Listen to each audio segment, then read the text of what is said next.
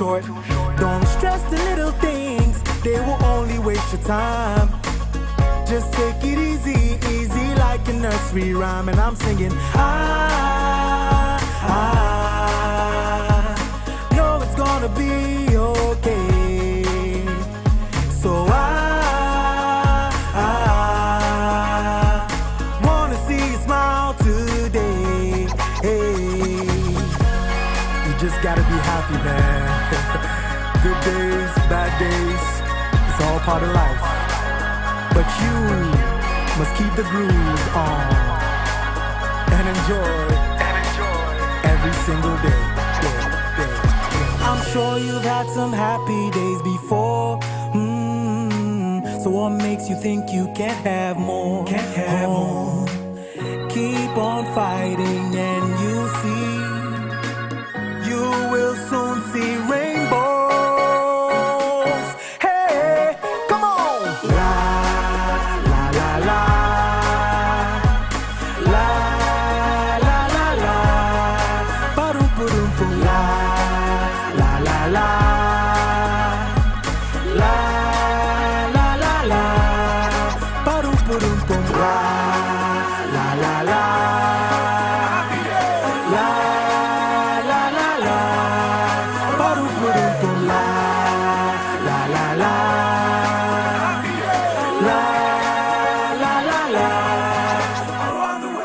Beautiful clouds, where you are, there are beautiful clouds, where you are, oh, oh.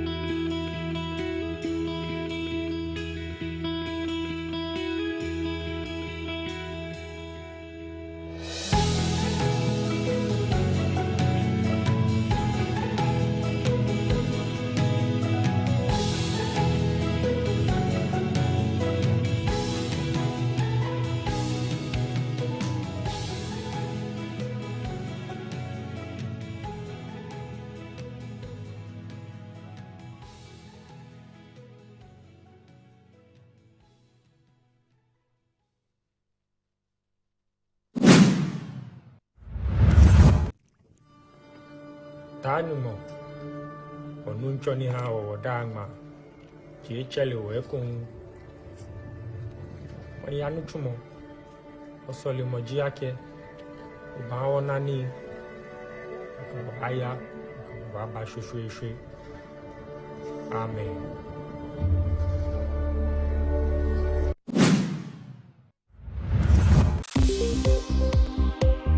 Some stories making headlines in the various regions of Ghana.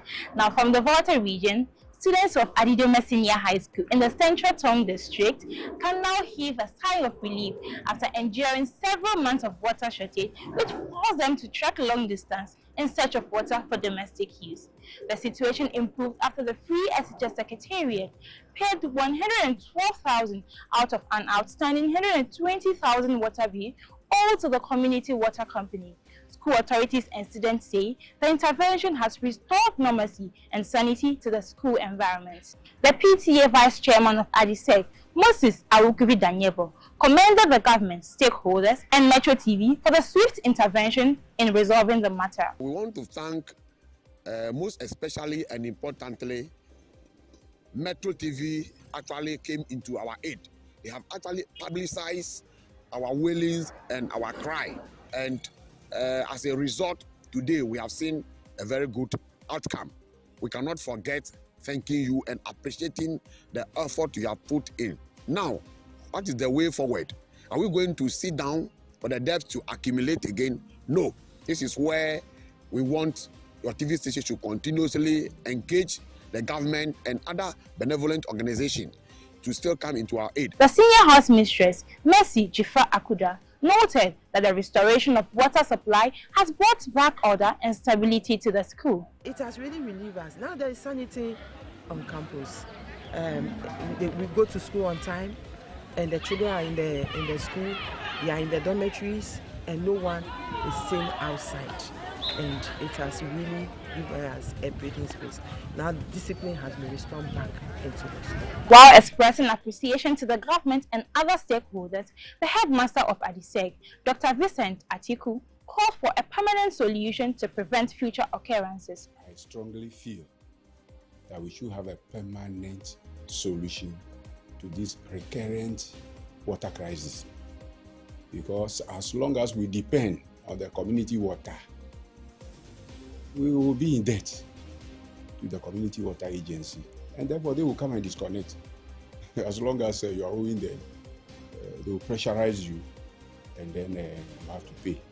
So I feel strongly the school must gain independence. The independence we are looking for has to do with we having our own source of water. The own source of water we are thinking of, I will talk about two. One is having mechanized boreholes. We have only had challenges with the mechanized boreholes. They drill, they are not yielding. That has been the challenge we have had. So it's not so much reliable. So we feel that underground harvesting rainfall, having underground reservoirs will help us a lot. So we'll be very, very grateful if stakeholders, including government, NGOs, can quickly come to our aid. Some students also expressed their excitement and gratitude to the government and other stakeholders involved. I'm so excited because at first where there is no water, we were suffering. Our money was reducing. We would call home for them to send us money. Where we leave the school to get a fetch water is far. So we thank the government for him bringing us water. We appreciate it. Big thank you, government. We thank the government for providing us water, for resolving the water crisis. It wasn't easy. We walk out of the school, walk miles to get water, and even sometimes the water we get are not neat. But yes, still we use them, and solving this water crisis has really helped us because it has reduced our stress. When you go to the dormitory and you are going to fetch water, like you see, you'll be late for school and all other stuff. So we thank the government for solving this water crisis. The District Chief Executive for Central Tong, Addison Doji Monyi, said stakeholders will put in measures to ensure that the situation does not happen again. We want to have meeting with the management of the school and the PTA so that we put structures in place for periodic payments to be effected so that we don't have this issue resurface. For more stories, you can log on to our website www.metrotvonline.com and follow us on all social media platforms at Metro TV Ghana.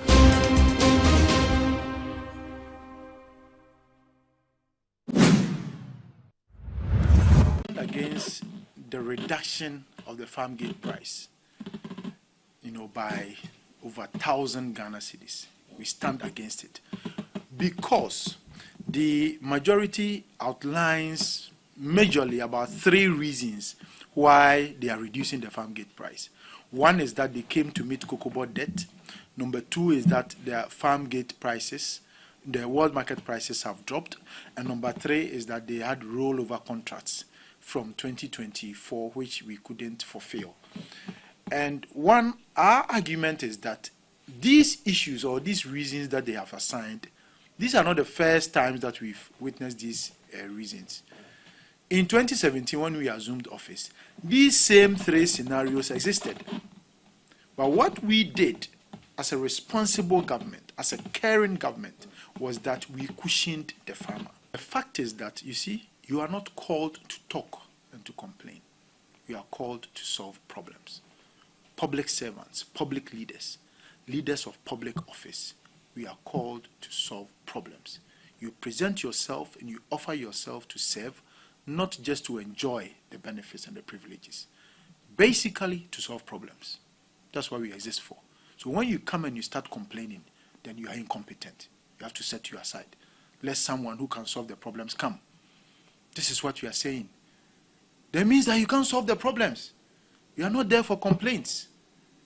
There's an adage in Twi which says that kasatintin wohui and toponko. You can talk and talk and talk and talk. If you don't solve the problems, you are as useless as whoever. Then anybody at all can be appointed to be in your shoes. Why was it you? Why did they appoint you? The issue has been exhaustively discussed in this house. And even though we have committed ourselves to running a 24-hour economy, we've also committed ourselves to managing our time efficiently so that we don't discuss the same thing 10 times just because you think that cocoa politics is what can help your party. I can assure you that the demonstrators, we know who they are. We know who the demonstrators are. We know who the demonstrators are. And we know their real motivation for demonstrating. And we know that genuine cocoa farmers know that there is a world crisis.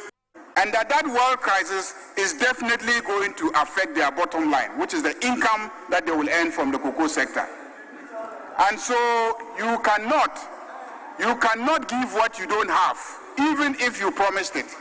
Because what you are proposing is what you did and you collapsed the economy of Ghana. You put Cocoa Board in debt over 36 billion Ghana cedis in terms of the debt that you push Cocoa Board into.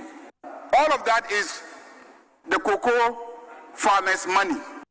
So we are not going to pander to those sentiments. And both 526 and 1030, the coordinator is appointed under Article 195. So this argument that you are making is, with a greater respect to you, something that we've been practicing. And then the issue about if somebody is responsible for national security will enroll or derail all the gains that have been made. Since we started a year and some few months now, I have been designated as a minister. I've responsibly been in this house to answer questions. I've gone to committee to give briefing. I've done everything this house has ever wanted any minister of security to do. Yet, I've just been given only an oversight responsibility. So it's not something that is new or something extraordinary that is going to weaken Parliament. If you care to know, look at the committee's report. I don't know whether you've taken time to go through. You will have seen that in the committee's report, there's even a new addition about how this house could place an oversight on the security and intelligence sector. So, please, Mr. Speaker, I think my colleague should straight to whatever contribution that is made, but it doesn't create an impression or mislead the House to, as if something untoward is now coming. What we are coming to do is not much different from what has existed in the past. Thank you, Mr. Speaker. This new enactment, what is being proposed, so much power is being given to the coordinator. It is not clear how his powers are going to be fettered.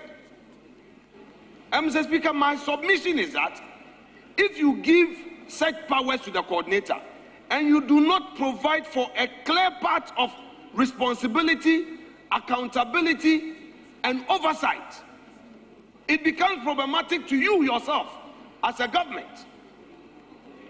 And when the rights of citizens are being abused, the man will come and tell you that in the name of national security, it is because I am relying on intelligence. Mr. Speaker, but if we bring clarity to the issue, Mr. Speaker, it becomes difficult for such people to, Mr. Speaker, as it were, take advantage of the law to abuse the rights of citizens. Thank you, Mr. Speaker. Mr. Speaker, on item 3, the leader of government business has mentioned that His Excellency the President will address the House. And he went further to admonish members to be seated by 9:30 so that we are able to participate fully. Mr. Speaker, that brings to mind also the issue of our guests who come to join us for these events. And very often, it's the high class in society, military, diplomatic corps, etc. I want to inquire from the leader of government business whether, as has been done in the past, we are planning to bring in some of the critical parts of our society, like cocoa farmers. You will recall that the last time President Mahama was in power, Amina, the lady who was doing, I think, pork or something, was brought into the gallery. I'm wondering whether there are plans to bring cocoa farmers, etc. You are no longer a minister in this government, so you don't have control of who should be invited or who should not be invited. Honorable.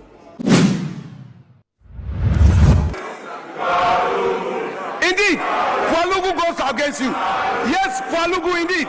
Sing it, Pualugu. Pualugu, yes. Again, sing. Sing, yes. Pualugu. Pualugu, yes. Pualugu, keep singing. Sing Pualugu, because if you...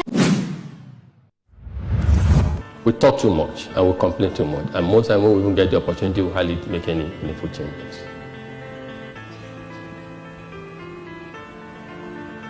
You must realize that there's no time in history than now that you have a unique moment and opportunity to assert and assume leadership. And you must realize that leadership to a large extent is not bestowed, it's not handed over to you. You must prepare yourself for leadership and be able to accept it.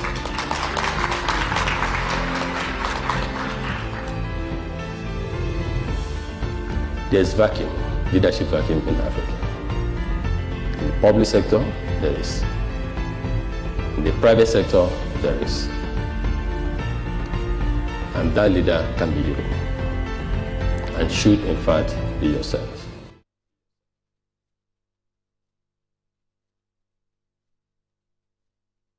Hello, good morning. Thank you very much for joining the show. This is Good Morning Ghana on Metro Television. My name is Al Dubois, and it's always a pleasure to come your way. Today is the 23rd of February 2026, and this is the day the Lord has made. Indeed, we're glad in it, and I want to say big thanks to the Almighty Allah for making it possible for us to be back here to join the nation's conversation on the big issues that are making the rounds in Nigeria, country, Ghana. This is Good Morning Ghana on a Metro Television.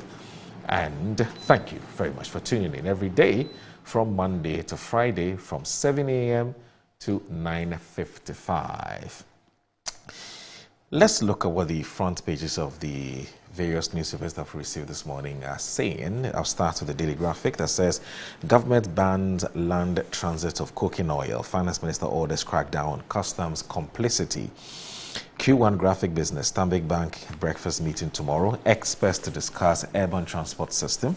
And there's B5 Plus pioneers 24-hour economy. President reveals the expanded plant commissioning. The Ghanaian Times says the scrap export ban to generate $300 million annually, according to the president.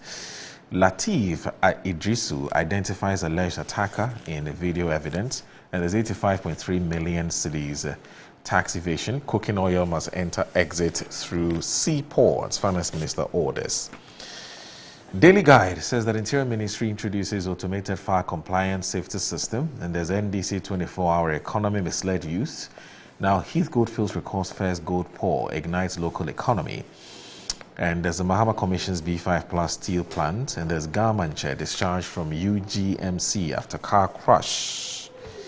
The New Crusading Guide says the Uswan Koma denies fraud allegations, and there's Mahama Commission's B5 Plus steel plant boosts 24-hour economy industrial drive, forcing fears over customs complicity in 85 million cedis revenue scam. And there's revoked Jampo's appointment as CEO of Shippers Authority. Ghanaian woman petitions president. Military personnel 10 land guards on private property at airport residential. The Insight. Mahama set to table AU landmark resolution on slavery, colonialism and repatriatory justice at UN General Assembly. Now refused to be belittled. VIB rallies women to stand tall. Ghana, Burkina Faso adopt joint security framework over rising terror attacks. And Akando cracks down after Mamprobi baby theft incident.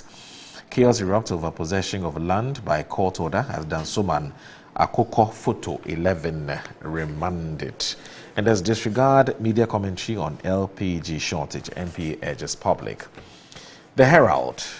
Customs officers aided criminal-minded importer to dodge 82 million cedis tax. Finance Minister bears teeth. Dubai declines jurisdiction in Kevin Ochere's $94 million fraud case. 10 spotlight on Ghana's IOCO and CID. Apenyo Market labels 24-hour economy more slogan than policy for jobs. Questions delivery on Women's Bank. Cocoa prizes pledge. Ghana, Burkina Faso renew security ties after years of dormancy. And as MPA urges calm as it debunks LPG shortage claims.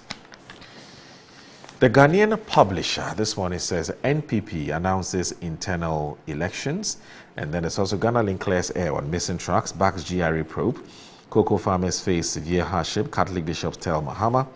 Kojo Opon Kroma blast government over 24-hour gimmicks. That's with the Ghanaian Publisher for today.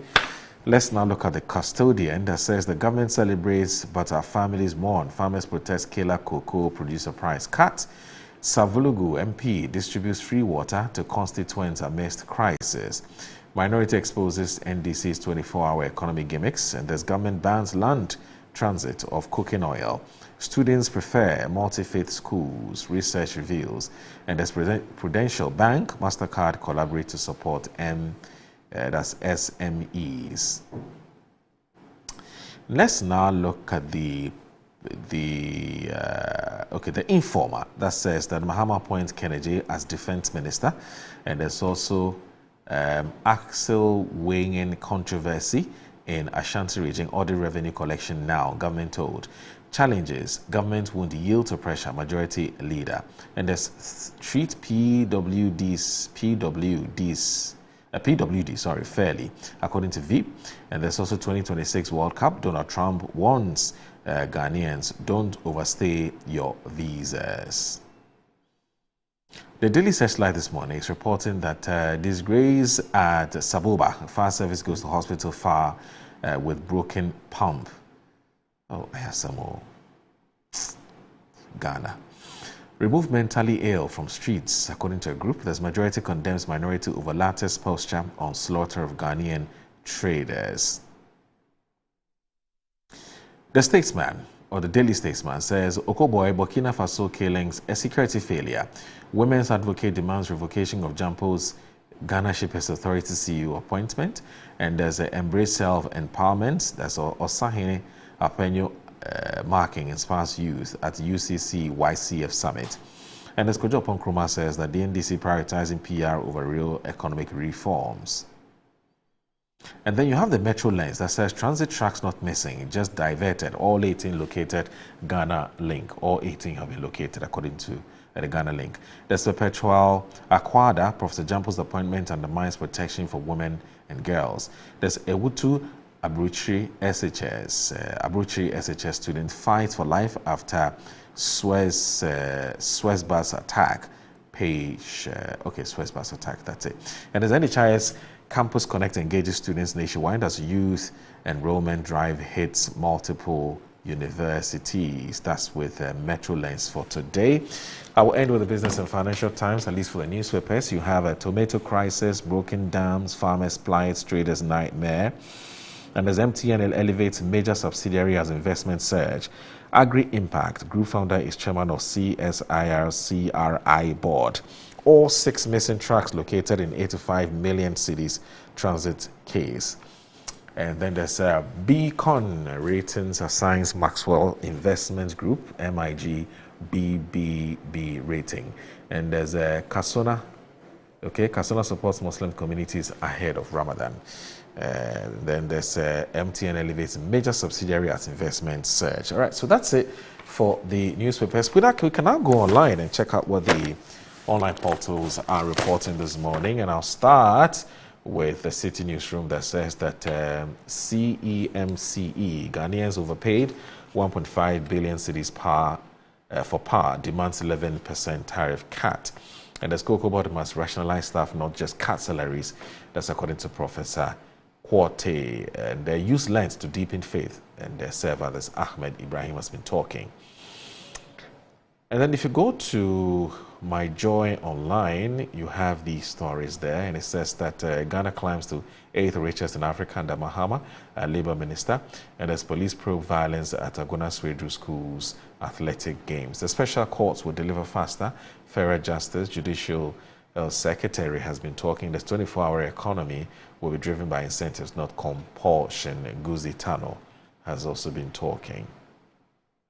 And then if you check out Ghana Web this morning says that ex-soldier pastor jailed for death of man over alleged fake 50 million cedis claims. E-Money takes action against the Carter FA after damaging new car gifted to him.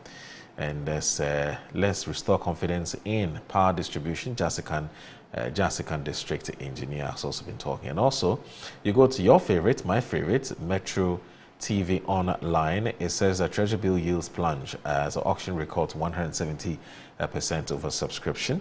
And as consumers overpaid power tariffs by 1.5 billion cedis in Q4 2025. And there's a more backroom staff won't guarantee Black Star success at 2026 World Cup, according to George Ifree. And there's Papa Usan Kome's son rejects fraud claims in $2.6 million gold dispute. All right, so that's it for the newspaper in the online portal review. Please stay with us. This is Good Morning Ghana. I'll let you in on my guest shortly.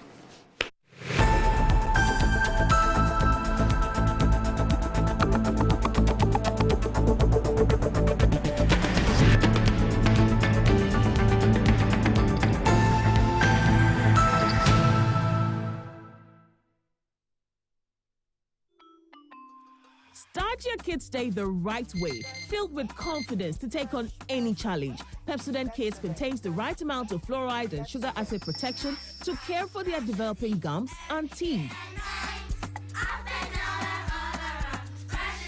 Grab either orange or strawberry so they brush with the sweet flavor they love morning and evening. Pepsodent Kids, giving your children a bright smile for a brighter future. I'm a branch manager. Of course, I accept only quality and affordable printed souvenirs for my promotional campaigns. I'm the head of academic affairs of a very important institution in Ghana. Of course, we only deal with quality, reliable printing companies for our institution's printing materials. I'm talking about appointed time printing. Appointed Time Printings. We take pride in our extensive print scope that transform your ideas into captivating visual masterpieces. We delve into the core objectives and vision of each print project. Precision printing is at the heart of our printing process as we meet your tight deadlines. Our rigorous inspection, color verification, and overall printing excellence are assured. 20 years of printing excellence. It's always a pleasure working with you to create a vibrant, dazzling printing experience that gives you a masterpiece. Appointed Time Printing, your world of quality and affordable printing.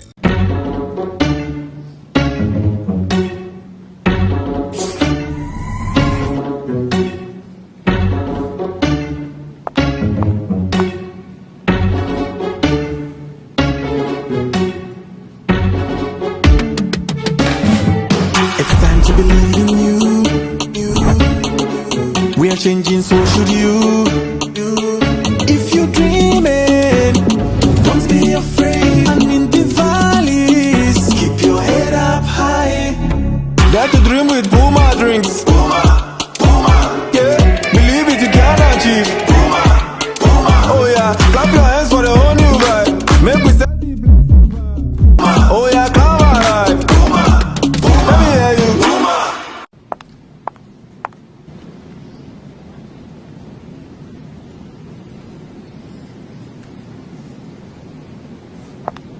Puma Drinks, a whole new vibe. Another quality product from Casa Precon. This advert is FDA approved. Brush, brush, brush, brush, brush, brush, brush, brush your teeth. Brush, brush, brush, 2 times a day. Brush with Kel-Kit. Hello, my friends. My name is Kel-Kit Toothpaste. Wow. I was made to be gentle on your gum, but protected. I will protect your teeth from cavity, make your teeth whiter, stronger, keep your mouth fresh all day. And best of all, I'm strawberry flavored. So put on a smile and try me. That's amazing. Just try me. That's my job. If you say so, jump on my brush. Makes your teeth stronger, chicky chicky whiter, chicky chicky stronger. Yay! You did it! I'm glad you like your new toothpaste. Don't forget to brush both day and night. Kel-Kit. Happy smile.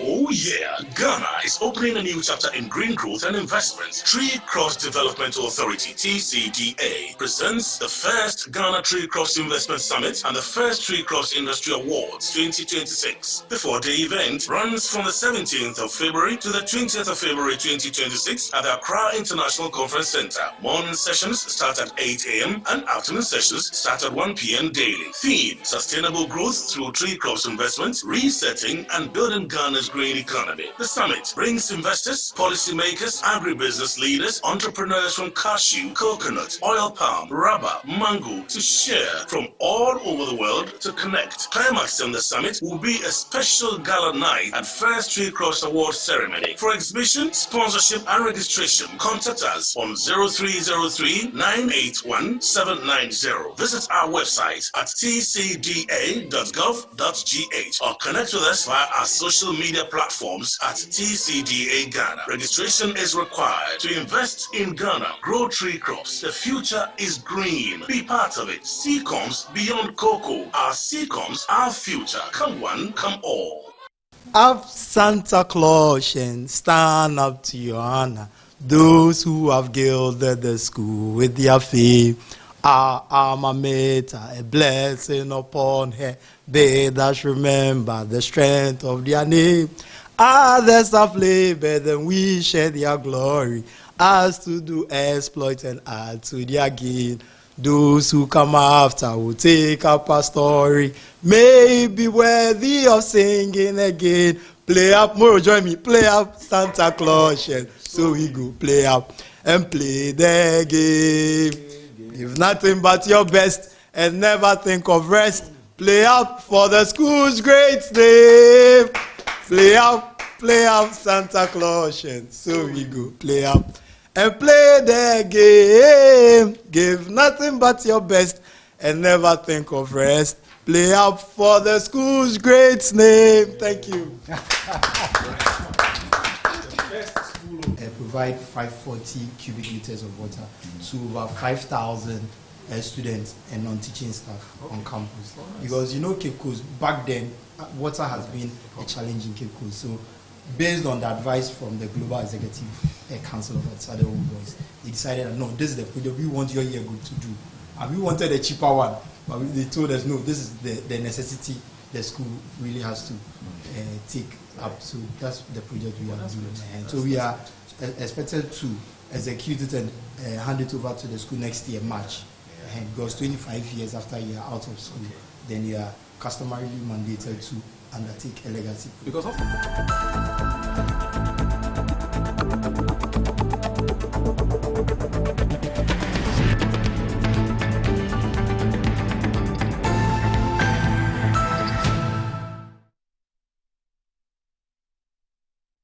You're watching Good Morning Ghana on Metro Television. My name is Audu Moro and I say Assalamu alaikum wa rahmatullahi ta'ala wa barakatuh. We're live on 94.1 FM, so please tell a friend to tell a friend to tell a friend that the show is live on radio 94.1 FM.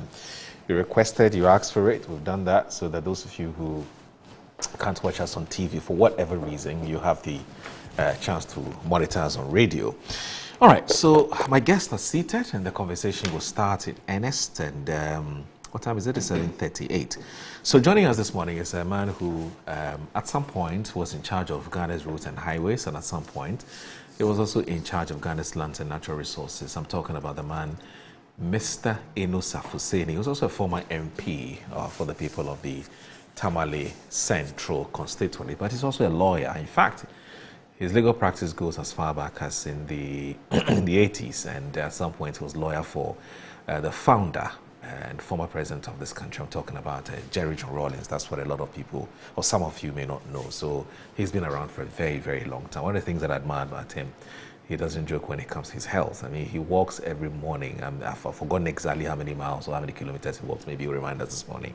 So he always looks as fit as a fiddle. Yes, even though he's in his 60s. Unbelievable. Unbelievable. Honorable, good morning. Assalamu alaikum. Wa alaikum makulta. Yes. Having started on the Islamic note, let's wish all Muslims fast. This is a holy month. Right. It is not the abstinence from water or food that is the main focus of fasting. It is your submission to the will of God. Yeah. The fact that you have decided that, to obey your faith, to obey the commandments of Allah, and to fast in this holy month. And so, for all Muslims everywhere fasting, I say Ramadan Mubarak.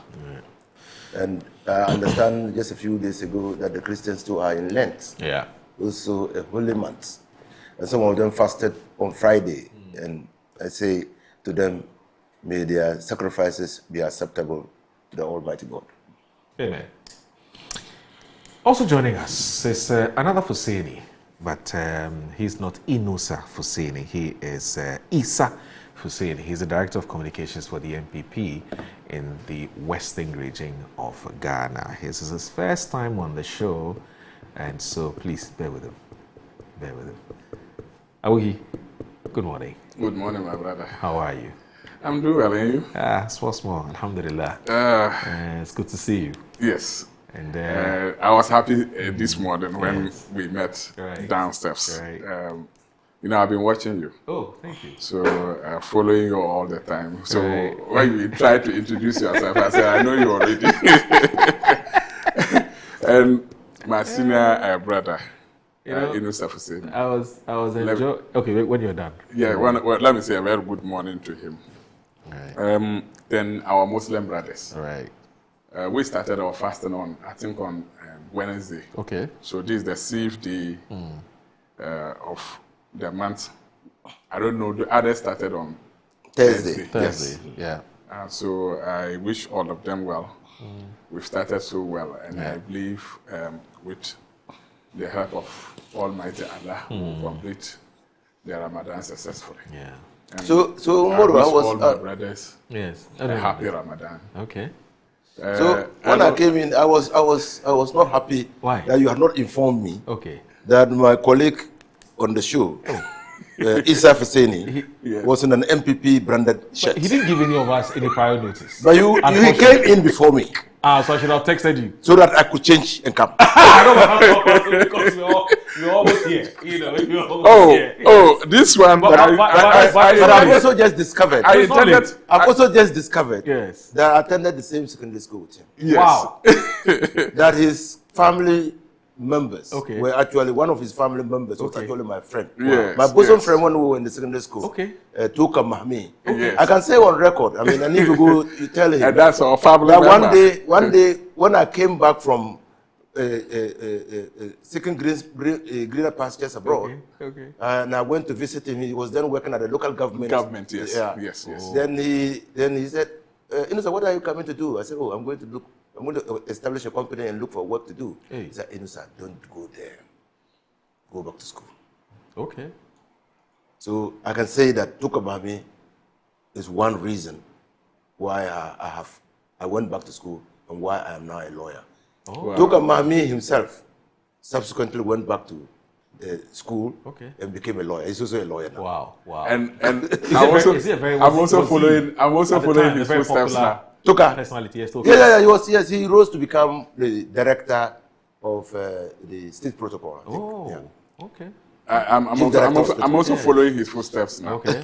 You're also in law school? I'm also in law school now. Oh, that's so I'm following his footsteps. And I believe I'll make it to his level. So where with are his you? assistance. So now that I've gotten him, I'm not going to leave him. So where are you? Are you a first year, second year, third year? Level 400. Oh, level 400. Yeah, so I'll be finishing very soon. Okay. And then we'll go and write the professional law exams. We're trying to modify it. So the new law bill, eh? Yeah, the new law bill. We are saying that, well, unfortunately, we are not going to. Yes. What would be what is the what mischief is the new law bill seeking to cure? The mischief is the perceived, if you want, regulation of the number of people who become lawyers in this country. Okay. By reason of administrative bottlenecks put in the law and the regulations that make it mandatory for people like him to write qualifying examinations, entrance examinations, and then attend interviews. Right. To get into law school. Okay. When we completed the Faculty of Law at the University of Ghana, in fact, our selection to go into the law school started in your second year at the University of Ghana. Oh, okay. Immediately you passed your first year exam, and you were to go into second year at the Faculty of Law, meant that you were on your journey to becoming a lawyer. Oh, okay. There were no restrictions. You only had to pass the first year to get into the second year. But the numbers were small at the time, isn't it? What? When you so the numbers were small, but again, if a person like him or any person does law, it just depends on your personal efforts. Okay. So even when we were there, you will see that people graduated with first class. Some graduated with second upper, second lower, third class, and pass. And today I can tell you that some people who recorded passes are very successful lawyers. Interesting. Because people discover themselves in later days, I mean, at later times. We don't all discover ourselves at the same time. Okay. And so getting to do a professional course and to attach, attach importance to the course and work diligently and hard enough doesn't necessarily tie with your first degree or your degree at law. So, so that's why some of us were of the view that open it up, get people to go into the law school, convert the law school into a training institution, and add the universities, and even create opportunity for people like Moru to establish training schools and train people to become lawyers. And when they go through the prescribed courses, then there is a general examination for all of them, just like we have in other jurisdictions. But let me ask you, during your time, did this conversation come up? Yes, it came up. Really? So you're talking 80s? No, it didn't come up. Oh, no. It didn't come up? There was no need. There was no need? How many schools were there? because, how many universities were doing it? The University of Ghana. So this crusade is a recent thing? It's a recent thing when the law school had to contend with the numbers against limited facilities. What were they to do? So they needed to sieve. And in sieving, there were people... It's just recently that they have even given some, let's say, like GIMPA, they have given them the opportunity to... Yes, like UCC, like USD. Just recently. It's not that this long. Basically, it's been decentralized. No, basically, a lot of universities have been accredited. But after this bill, some universities will be accredited to do almost all of them will go professional courses. So you don't have to. Okay, so per the new bill, you don't have to come to Makola. No. Oh, Makola will also be offering courses. Oh, just like the other universities. Yeah, but they're the same Makola because it's one side. They will accredit other institutions like University of Ghana, University of Cape Coast to teach what Makola is UDS to do the same to teach the same professional courses. Because the space in Makola is limited, so sometimes they have to use what we call elimination by rough tactics. Exactly. To take people out. I didn't say that. You said that. You see the number of people who go for professional exams, and some few people will pass. Yeah, because so this new bill would mean that would be a thing of the past. Exactly. Yes. So you wouldn't have The universities will still have a criteria, standardized, transparent criteria for determining qualification Okay. to pursue law. Right. Okay, and even progression. Okay. Okay, they will still have it. Okay. But you still if write exams after you have qualified. After you the have finished the professional. universities can say that, look, we want you to do an examination, aptitude test to get into the professional course. Okay. But that will be for each university. Right. And each university will have to devise that standardized test Based on a certain framework. Framework. Yes. Which would have been set up by the universities. The universities. So Yes. which institution will be regulating this? Will be regulating, I mean, coming up with the policies and laws, the framework within which these universities are going to work. But the Macaulay is still there. The General Legal Council. Yes. The General Legal Council. Yes. Whoa. But must we allow every university to teach law? Yes. Why? It's a social As long as they can meet the criteria. It's a social science subject. Because because one of the concerns that Honorable raised earlier, or Issa raised earlier, he's not an honorable yet. I mean, so Yes, Honorable Issa said, you know. Yes. So I'm being careful. I'm being careful. You know, so because of, I mean, the concern has been, how do we do this without also compromising on quality? No. So the examinations, the assessments, the requirement, like I remember, there are stories, if I begin telling them now, we might not run this show. At the Faculty of Law, you couldn't risk coming to the faculty without dressing properly. I remember somebody one day came to the faculty dressed properly, but in shoes, but not wearing socks. Uh-oh. The lecturer called him into his office and asked whether he wanted to be a lawyer. And we were warned that at that time in the University of Ghana, these food joints were there. In the evening, you could go at the Central Cafe and buy wachi or kenki or something. Then Professor Commodore once upon a time warned us that all the people who were there selling and the students who were in the school were our potential clients. Can you imagine buying kenki and eating them? No, bro. Potential clients. Then when we went to the law school, so you have to start behaving as if you're a lawyer. When we went to the law school, there was some cocoa joint around the Presby bookshop. Yes. There's a famous person in Ghana today who, together with me and others, defied the orders of the university. I mean, the school. They said we shouldn't go there and be drinking cocoa in the mornings. That was open place.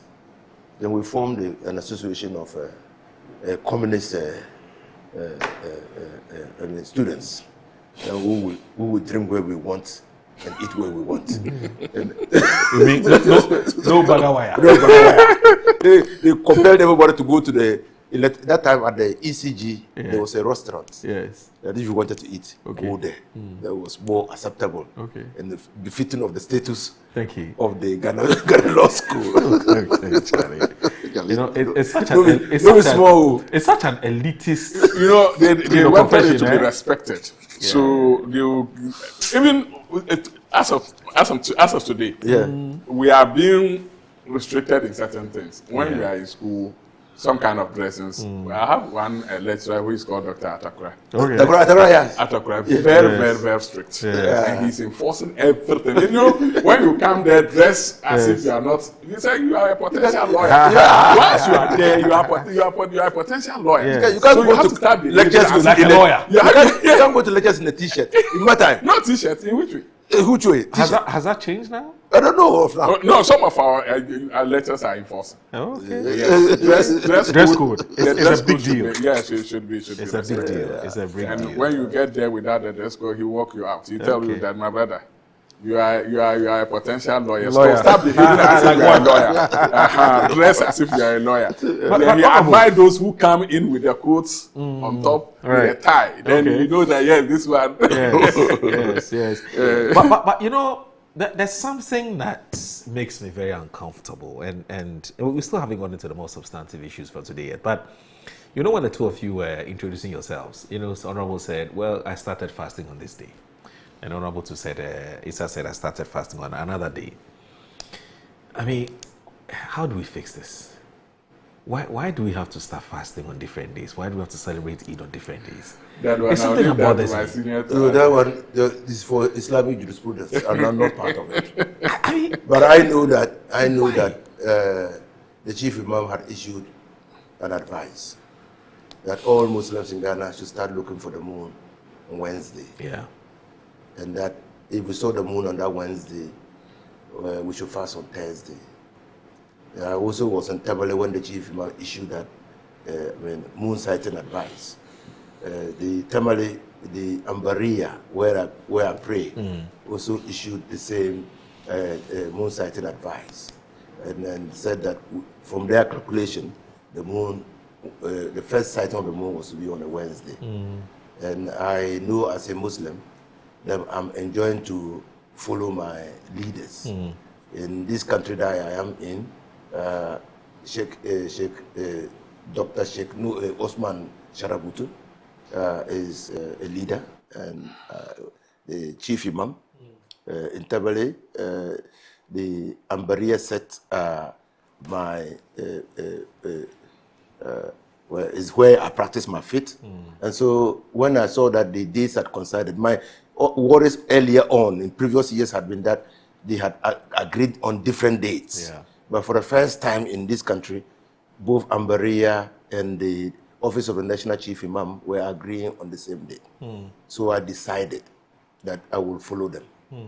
Even though I had been following developments in other jurisdictions, and I heard that the Saudis were looking for the moon on a Tuesday to fast on a Wednesday, and they subsequently announced that they had seen the moon. I did not feel obliged to follow the Saudi sighting. Okay.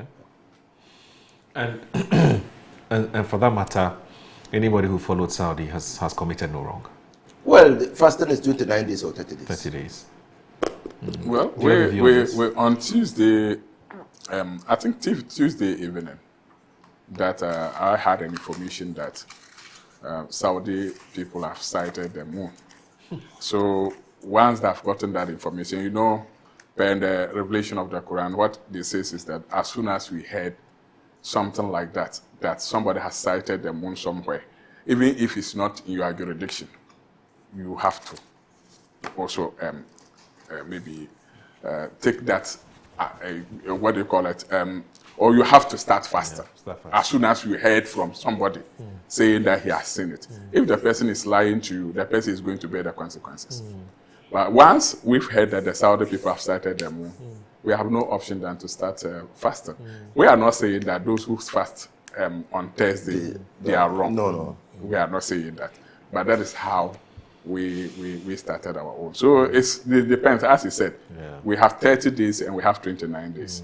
Probably we'll all be breaking fast in the same day. Yeah, probably. Yeah. Yes, probably we'll all be breaking fast. Probably they'll do 30 and we'll do 29. Exactly so. So it doesn't really make any difference. Yes, make any difference. Okay.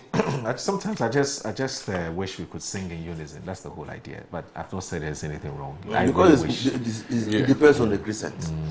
And the sighting of and it. until there's a body of knowledge that accepts universally that when one Muslim country sights the moon, all Muslim countries, like he has said, are obliged to follow.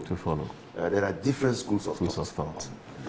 Anyway, I was listening to a sermon by Mufti Menk where he was advising Muslims that, look, don't follow Saudi.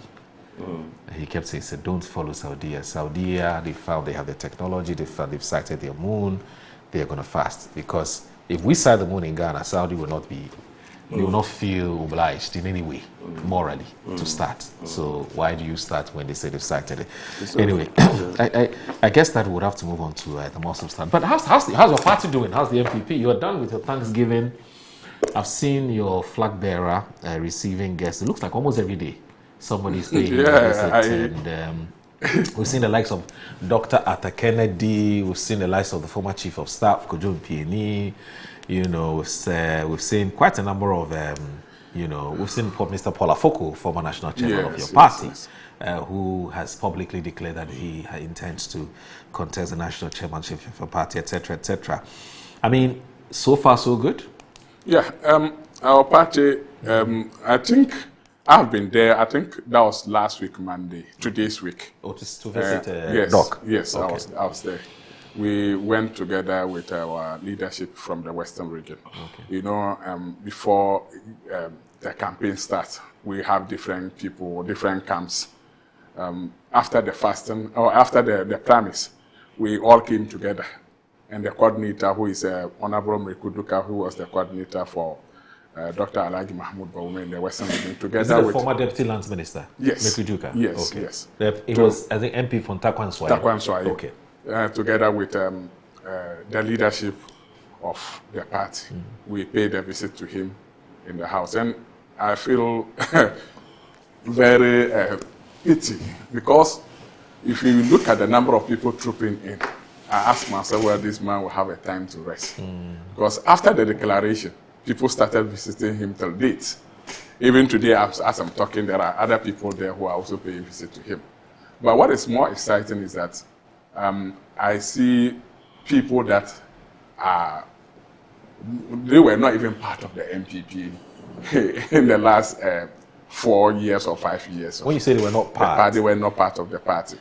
They were not part of the party? Yes, yes. They decided to move away from the party, criticize the party, and then even campaign against the party. Okay. But today, they are all coming in, paying homage to the vice president, the former vice president. And they are all pledging their support to the flag bearer. Could you give us an example of such a person? And then, this is Paul Afoko, you know, he was suspended from the party. Yes. You know he was not part of the But party. that suspension was lifted a long time ago. No, the suspension was indefinite. They were granted amnesty. Amnesty, yes, the amnesty was granted after the 2024 elections. Exactly. You understand? Exactly. So I'm talking of the 2024. Because when you say not part, not say they, so not part here. They were not part of the campaign. To suggest that they didn't want to participate. Yeah, exactly. But they couldn't participate. But we have people that the party circumstances also they found expelled themselves them. in. Okay. The party also decided to suspend them. Yeah. We have somebody like Atta Kennedy, who was far away from US, and he was also throwing in tantrums and also helping to bring the party down. Today he's back. He also wants to support our candidate. We have people who followed, who were with Alan. And when Alan broke away from the party, they also decided to stay away. Even though we didn't have a public statement coming from them that they have disassociated themselves from the party, but they were silent. Those people are all back. We have our former chief of staff, Kojun Pini, and then the rest of, they are all now back to the party. And we have people who also supported the former aspirant, that is Kennedy Ajapong, and then Brian Achampong, what do you call it, the former education minister. All of them, they are all back. And they are all pledging their support for the party to win 2028. Look, I want you to clarify something for me. Okay. Are you saying Dr. Brian Achampong has paid a visit? No, I'm to talking of his supporters. Oh, his supporters. Yes. Okay. But he himself was supposed to be in the harbor. He traveled. Okay. At that particular, even the Thanksgiving, he wasn't present at the Thanksgiving. He's been back a long time ago. He's been back. Yeah. But I haven't heard that he has prepared to go and see them. I don't know whether he will go or not. I can't speak for him. What do you know about his supporters? What do you know about Kennedy Ajapong? Kennedy Ajapong. Do you have any updates on him? No, I don't have any updates. Right. But I know some of his supporters also trooping to congratulate the flag bearer. So all of them are the same. For me, what is more important is for us to restructure the party. And lucky on our part, last National Council meeting, they've brought out the guidelines for the party to be restructured. And what I'm seeking to say is that let's all come together as one decent group of people. Let's all look at the interests of the party first, not the interests of any individual, not in the interests of you yourself, but the interests of the party. Restructuring the party can break the party and it can bring the party together. Because we are starting from the polling station, electoral area coordinators, constituency executive, and then regional executives and national executives. And doing that, if we are going to play by faction, saying that this man belongs to Dr. Alhaji Mahmoud Bawumia, because of that, let's vote for him. This man belongs to Kennedy Agyapong, and because of that, let's reject him. That will not bring unity to the party. What I'm trying to say is that whether the person belongs to Dr. Mahmoud Bawumia or belongs to Kennedy Agyapong, once the person submits himself to serve the party, we must look at the credibility that what the person can do for the party. Then we vote for such a person. Let's not discriminate by saying that Dr. Alhaji Mahmoud Bawumia supporters are the only people that we need to, vote for. And because he didn't support Dr. Alhaji Mahmoud, let's reject him. Even if the person is capable of doing the job, let's not discriminate. Let's give the person the opportunity to serve the party. When we do that, and we have all manner of people involved, then all other parties will also pledge to come and support the agenda for 2028. So what I'm trying to say is that we've had so many calls from people saying that, oh, because Dr. Alhaji Mahmoud Bawumia won the election, I belong to Kennedy Agyapong. Can I contest? Can I present myself for an election? Because knowing very well that Dr. Alhaji Mahmoud Bawumia has won, he has the majority of the people. If I don't take care, I'll go and lose. I normally encourage those people to present themselves before the election. And when they present their message, and the message is sound, and the message sounds good, the message is able to convince the delegates, he will have his way in. Nobody should exempt himself because he was supporting other candidates. We should all come together as a political party. Our focus is 2028. And my brother's party seems to be limping. And we have our way. We can have our way through in 2028. But if we don't unite, people out there cannot vote for a divided party. The party that cannot unite themselves cannot also rule this country. And I believe that we've campaigned on that in 2016. And we don't need to repeat those things. Things we know that brought us down in 2024, we should not repeat those things in 2028. We need to come together as a political party. We have expanded our electoral college, and that is the most important thing.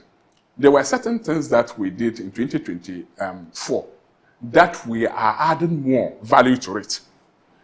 Especially, let me put this into it. 2024, we don't have a communication director at the polling station. Today, we are now having a polling station communication director, communication officer. The electoral area, we are having only one person coordinating as an electoral area coordinator. Today, we are having a communication officer attached to it. We are now having 5 positions in the electoral area. Constituency, the communication officer position was appointed. Today, it's an electoral position that the person needs to occupy. He has to present himself for an election. At the regional level, the communication is also an integral part. It was an appointed position. Today, you have to be elected. This amendment is to give power to the communication officer to be able to perform. Because if you are a communication officer, you are appointed. Sometimes decision making, you are not even selected. And sometimes I proposed this, but I didn't see it in the what do you call it, amendment list. I'm using this medium to inform the the general secretary. The communication officer is somebody who represents the party, and then he's a PR for the party. You understand? But there are certain decisions when they are taken, the communication officer is not part. Let me give you one example. When they are selecting a team, let's say a vetting team, committee, election committee, which we have the vetting team in place, communication officer is not part. Right. Once you are not part, it means that you cannot communicate to issues that arise from that particular decision that you're going to take. Do you get what I mean? I get it. So when they go there and something happens, you now expect the communication officer to come and explain to the public whatever has transpired in the vetting committee, whatever has transpired in the process. Once the person is not there and cannot speak to it, it becomes a burden on the communication director to explain better how things unfold when the program or when they started the process. So I suggest to them that anytime at all they are setting a committee, they should try to add a communication officer to it. Because when there is an issue out of that, he will be the best person to explain to the public because he's a PR. You understand? Even though we have the secretary who is also, let me say, the CEO of the party in the region. He represents the general secretary in there.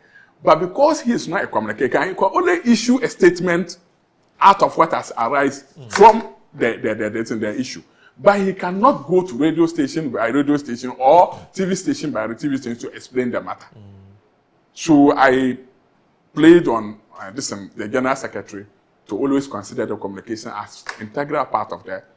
Once they consider it to be a tool, a winning tool, and they've added it in the polling station, electoral area to constituency and then the regional level, they should also consider the what do you call it, the value of it, the impact it will make when issues arise from maybe in a vetting or the election process. So that is my play. The other one I want us to understand is that when we are going for elections, we set up groups. This man's camp, like my brother Inus Afisini's camp, Isa Afisini's camp, Moro's camp. So when we go for election, and it happens that he has 3 people winning from his camp, I have 4 people winning from my camp, and you have 3 people winning from your camp. Now we have to all come together, 10, 3, 3, 4, 10. So we now have to come together and work. Okay. Because he was from different camp and I was from different camp and you are also from different camp, we find it very difficult working together. So that is where sometimes the division starts from. But if we all go independently, I have to go without joining any camp.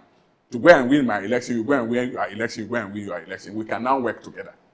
But when you form camps, I want the General Secretary to put that statement out, that whenever there is an election, everybody should go for his election without splitting into camps.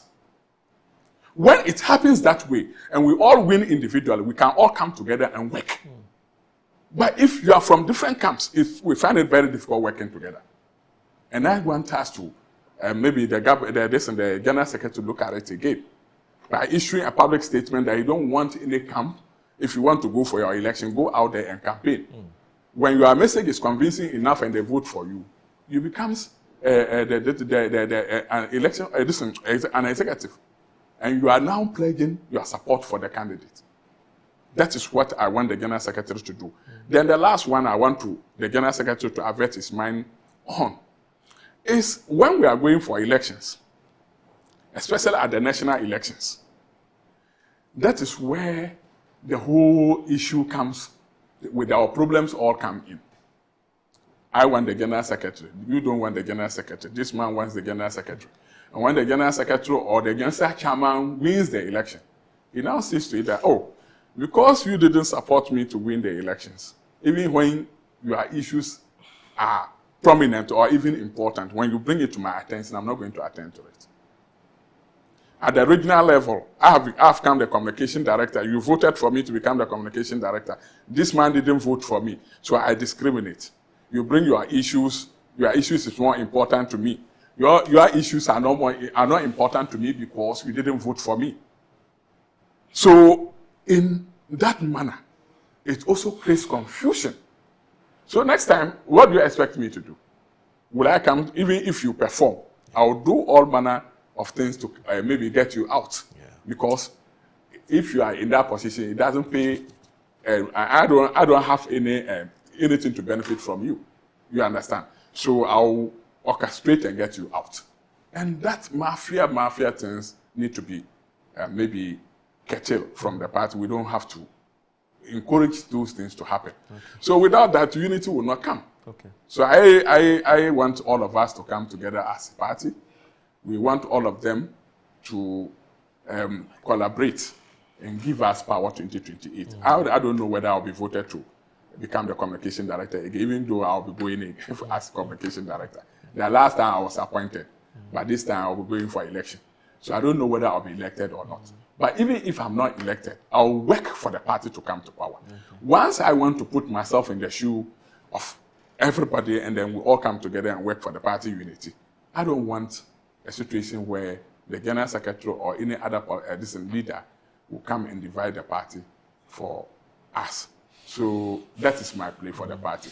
Once we are doing the reorganization, we need to also preach. We're going to take a break, but I have never been convinced with this argument that setting positions, national positions should be up for contest.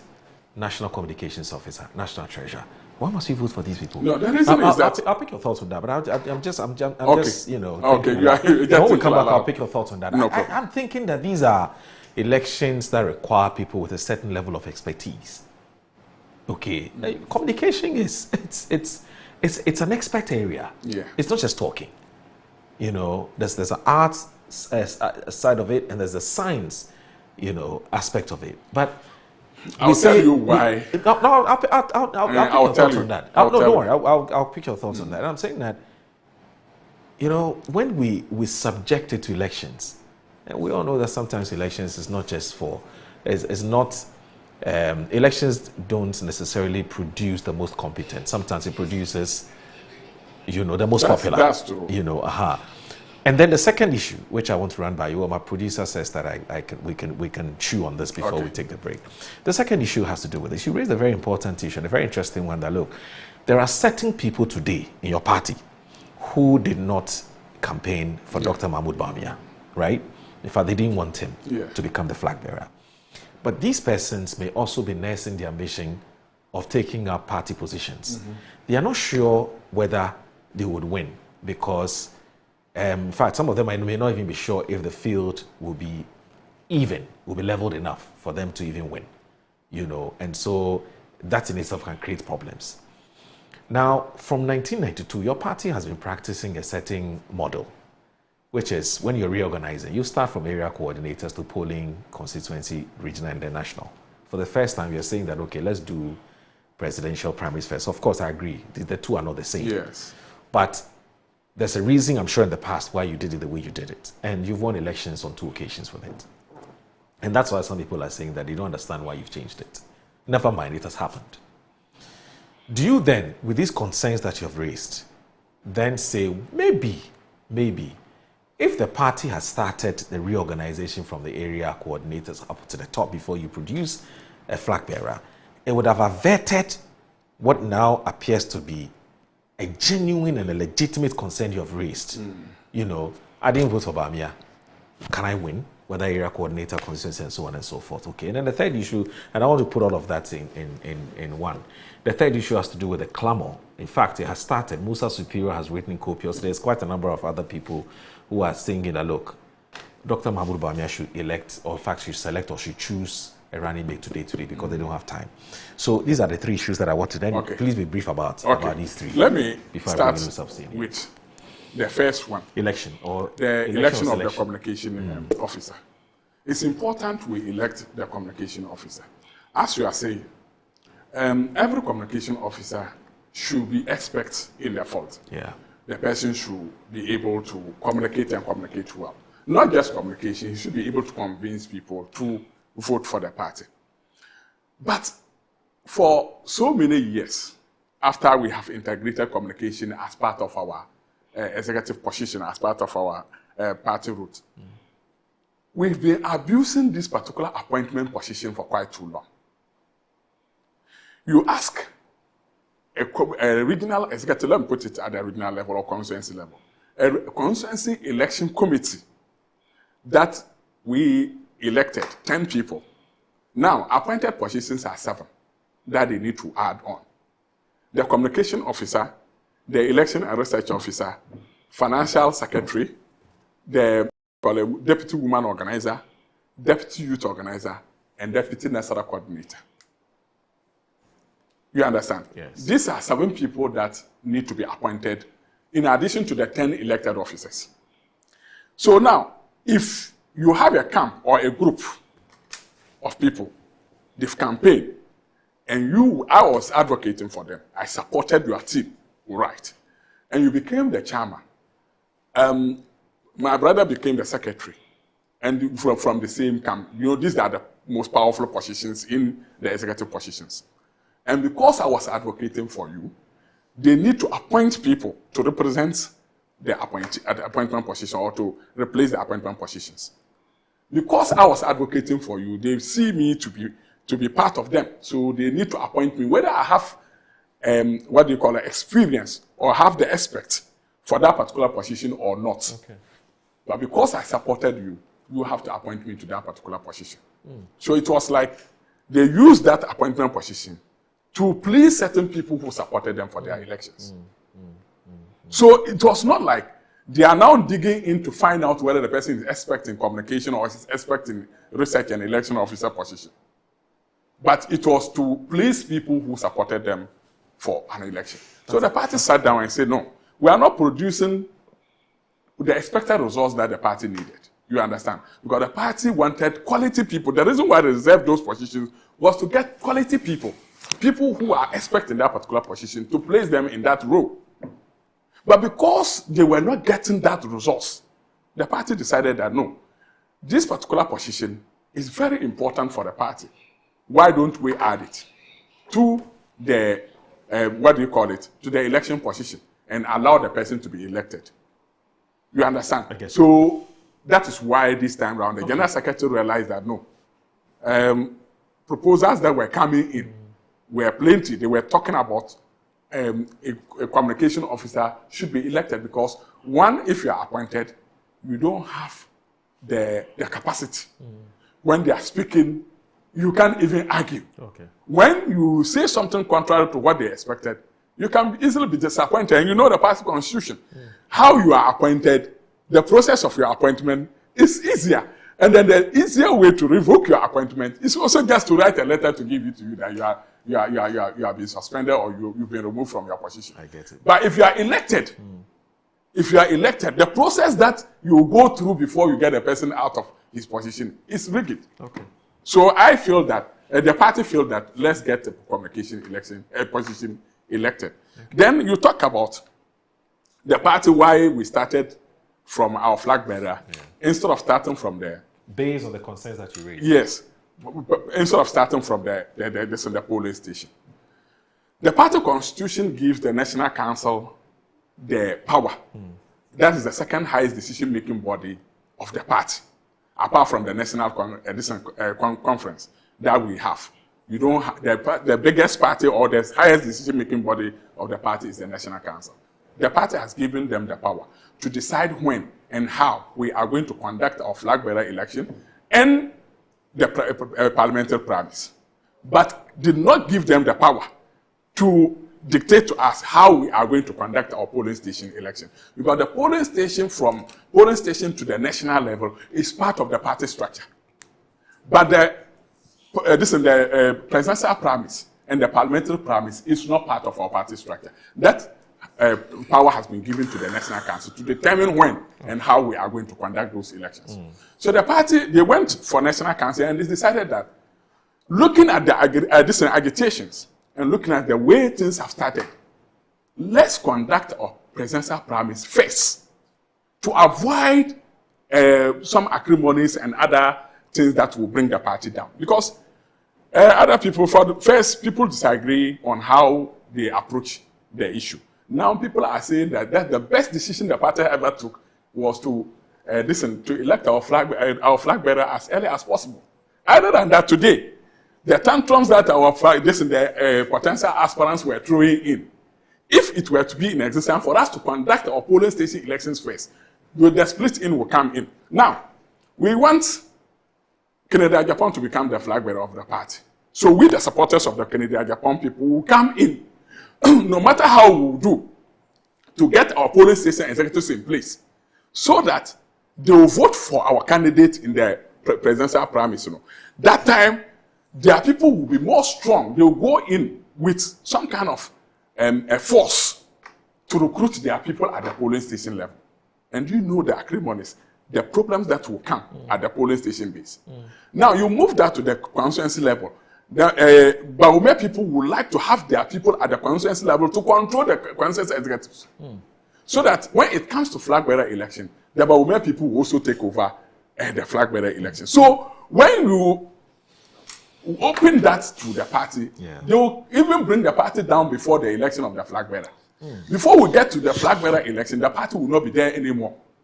So the party leadership sat down and they thought about it. And they said, no, let's elect our flag bearer first. Okay. When we get that one done, now, the flag bearer, the potential flag bearers will not have any interest at the polling station.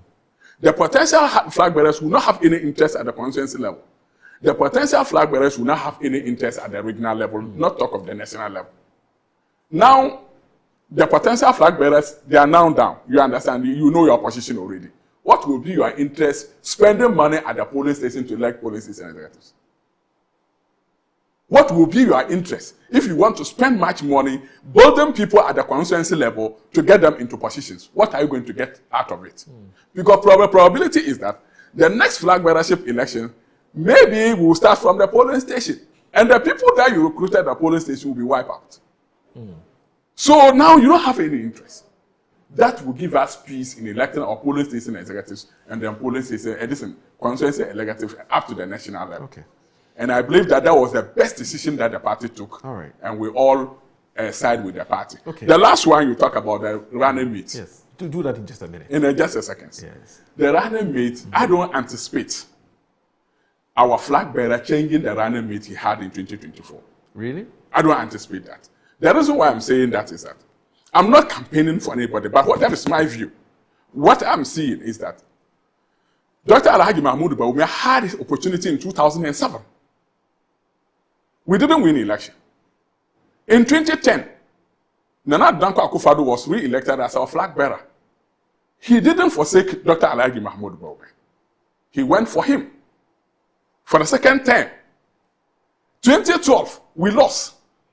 2016, when Nanado was coming, he took the same flag, Edison running mate, Dr. Alhaji Mahmoud Bawumia. And I believe that the consistency that Nanado Danko Akufo-Addo held in getting our running mate throughout these 3 seasons, Dr. Alhaji Mahmoud Bawumia will not be the first person to depart from that way. I believe that he will maintain our running mate, Dr. Matthew Poku Prempeh, and he will be.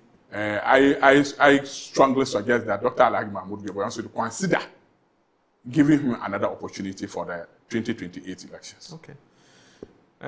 Honorable, I'll pick your thoughts on this and ask you to weigh on that, on the same issues that he's raised when we return from this break. You're watching Good Morning Ghana on Metro Television. Please don't go anywhere.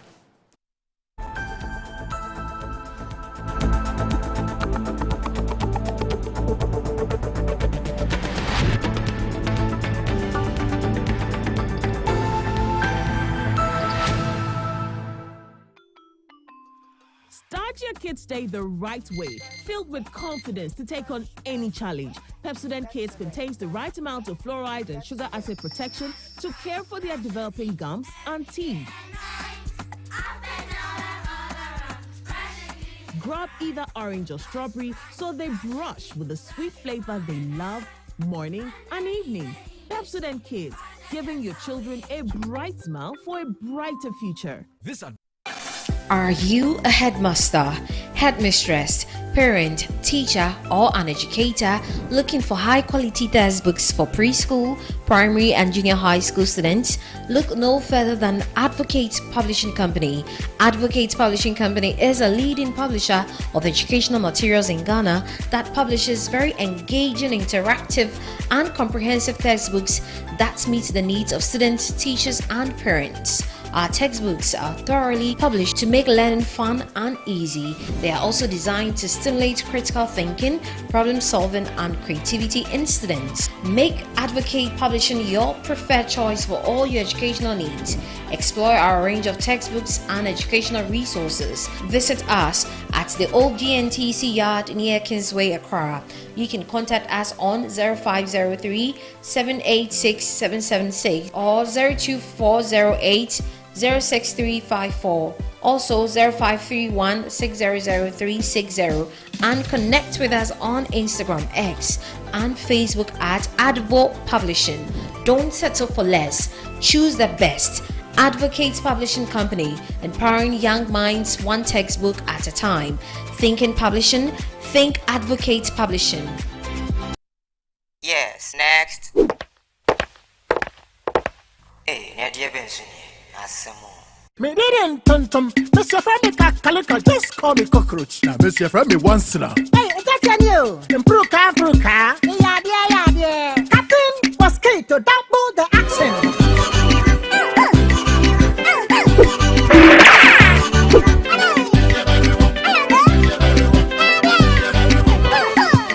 Sasso spray, Mr. Femi Sasso quell. Yeah, go to my Sasso.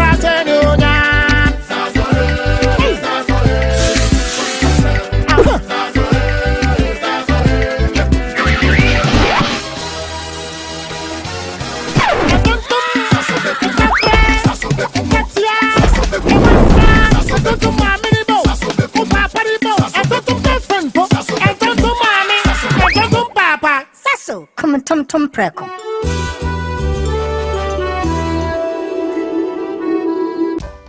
In my line of work, a confident smile is everything. Kel Charcoal Toothpaste keeps me on top of my game and ensures my smile is always radiant and bright.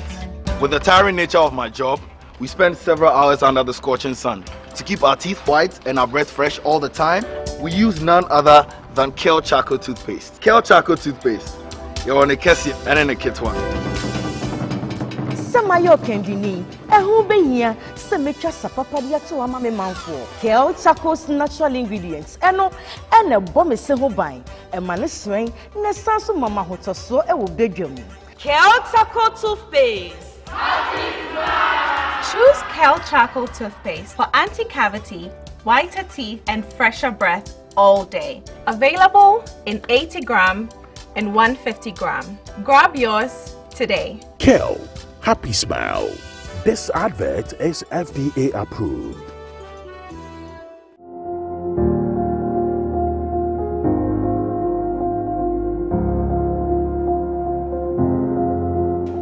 Zoomlion Private Services Limited, your waste management expert. One of the most innovative aspects of our business is our commitment to adopting cutting-edge technologies and sustainable practices in the waste management industry.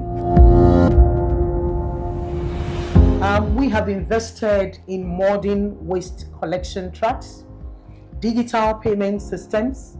We have also implemented efficient waste segregation systems and also developed strategic partnerships with our various stakeholders in the waste management value chain. I can talk about our innovative approach that enables us to reduce waste disposal costs, also minimize our environmental impact, and provide our clients with seamless customer service experience. We are the waste management experts.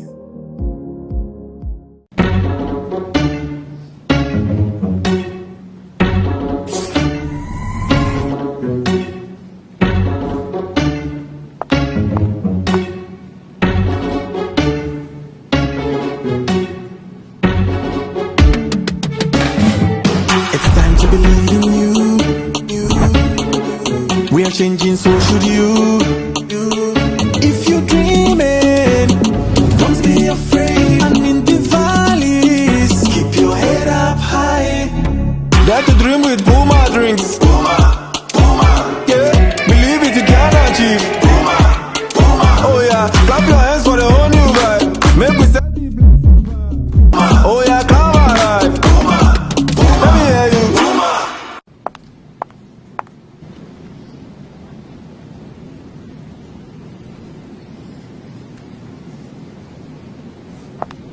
Puma Drinks, a whole new vibe. Another quality product from Casa Precon.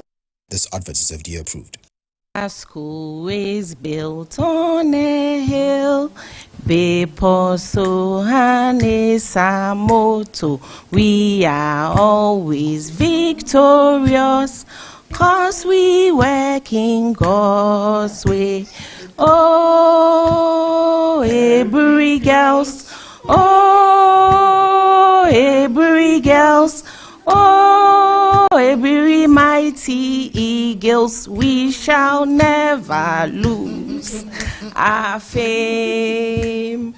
Oh, Hebrew girls, oh, Hebrew girls, oh, Hebrew mighty eagles, we shall never, never, never lose our fame. Girls is turning 80 this year.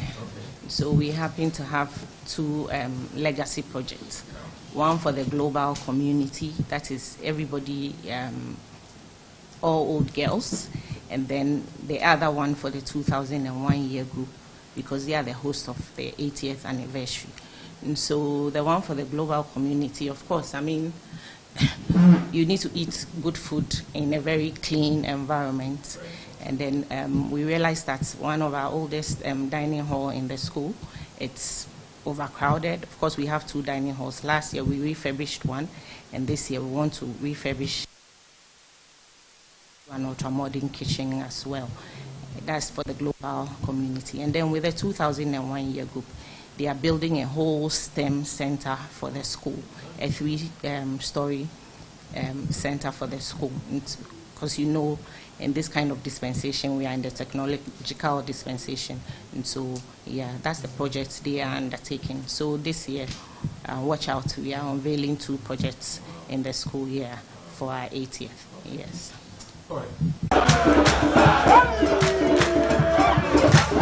Every Thursday morning, the spirit of the school come alive. From the marching bands to the dining halls, the fear and the panic stories, the convoys to old students' pride, to unforgettable homecoming moments. Metro TV brings you the school's homecoming show live. Relive the glory, celebrate the legacies, reconnect with the memories that shape legends like you. The celebrations, the anniversaries, the homecoming activities, and the legacy projects that you embark in your school. The Metro TV School's Homecoming Show comes to you every Thursday from 9:30 a.m. to 10:30 a.m. live on Metro TV. This is the School's Homecoming Show live on Metro TV.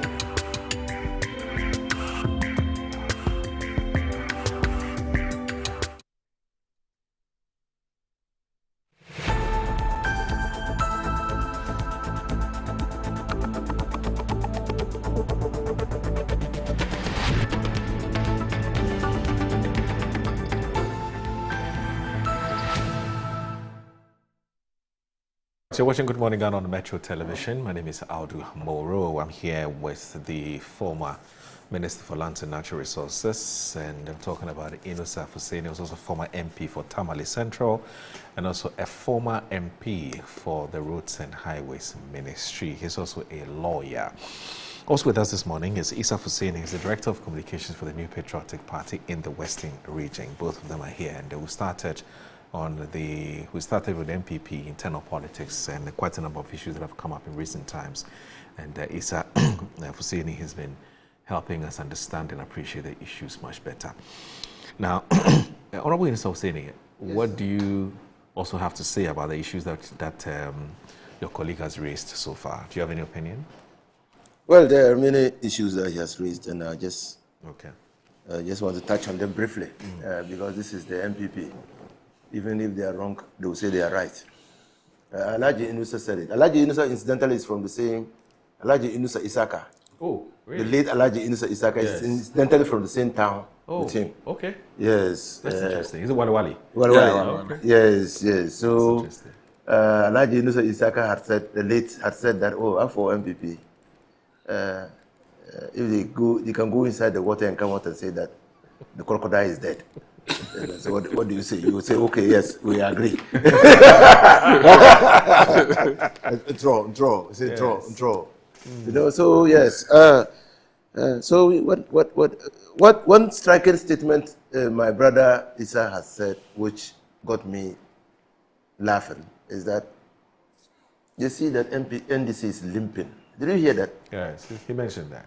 Well, I thought that if he's seeing that or his party is seeing that, all I can say to them is that they're suffering from a visual illusion. Really? Yes. Okay. It's a visual illusion. I mean, so the party is firm, strong on the ground and focused on delivering its mandate to the people of this country. Right. Our focus and drive is manifested in what we are seeing today.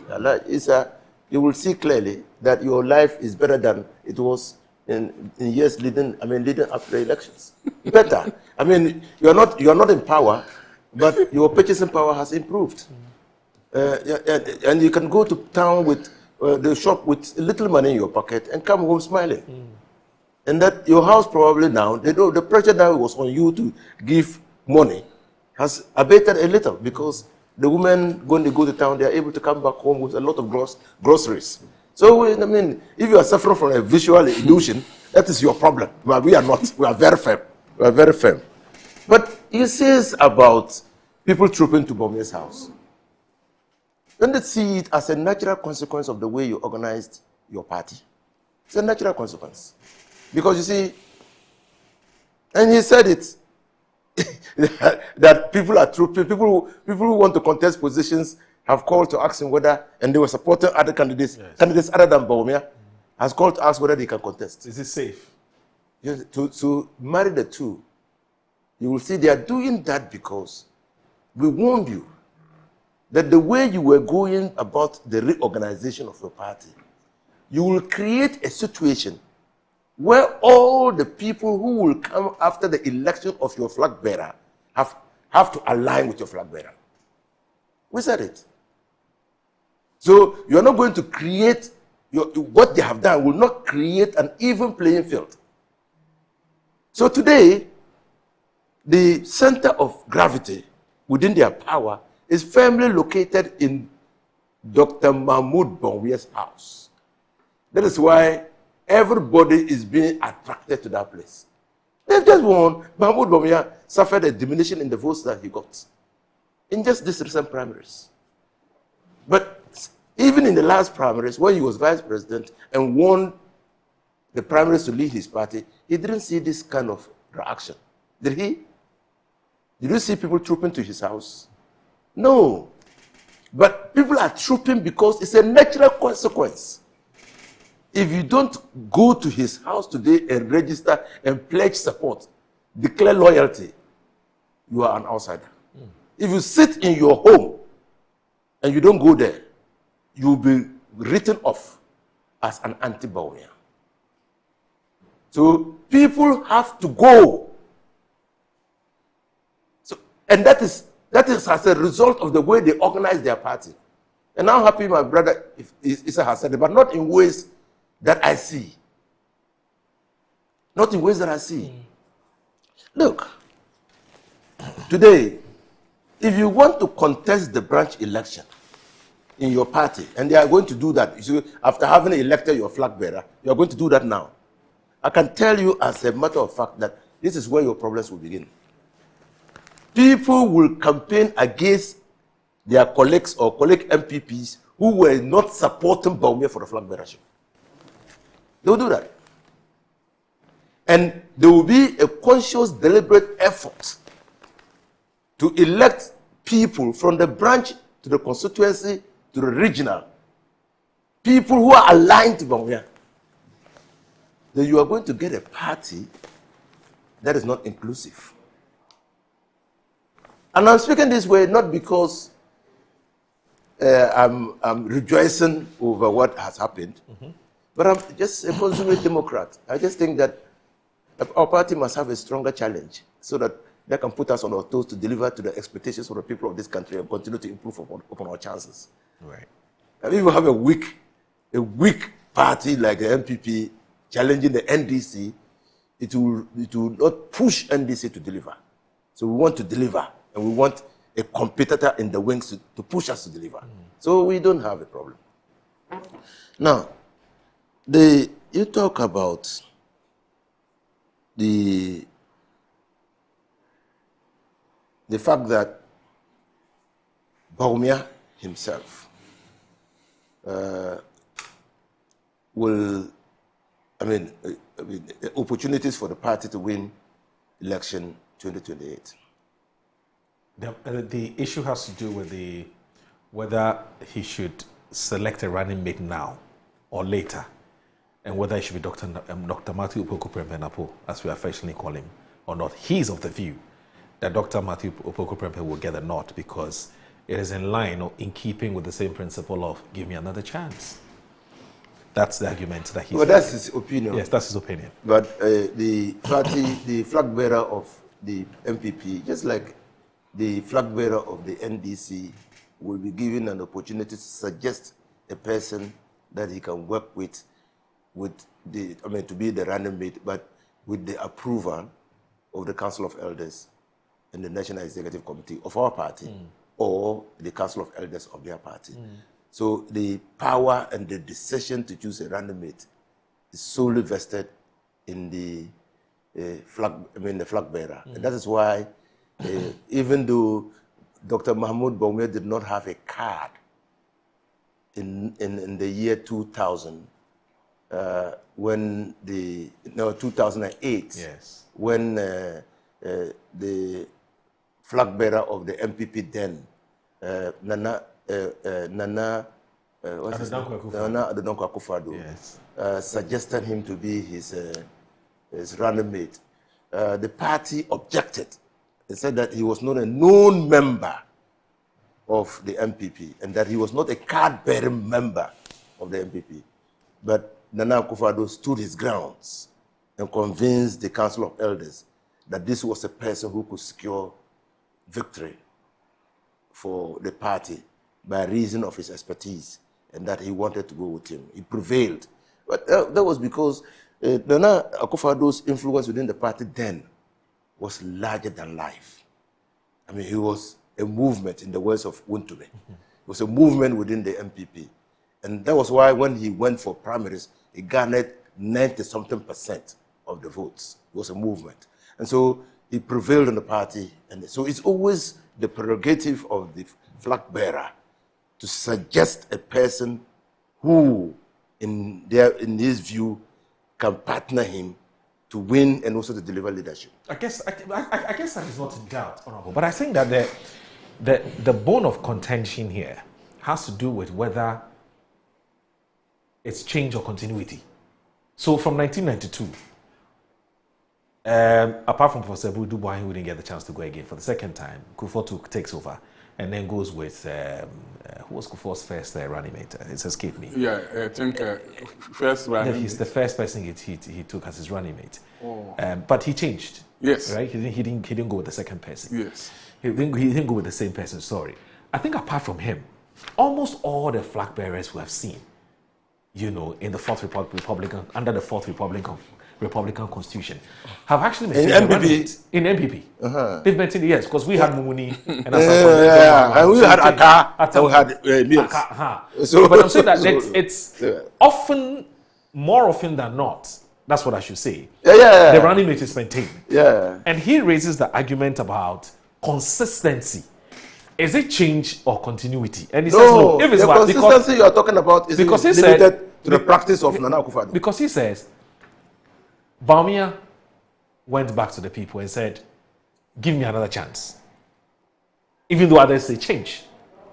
So how then does he go and say change? Oh, so that again comes to the argument. Yes. So again, Bawumia is like a mistletoe. Okay. In MPP.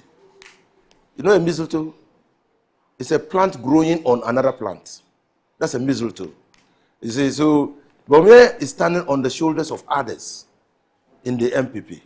And so because it's a mistletoe, this arrangement to elect him first before going to reorganize their party was serving a larger interest within the party and not his interest.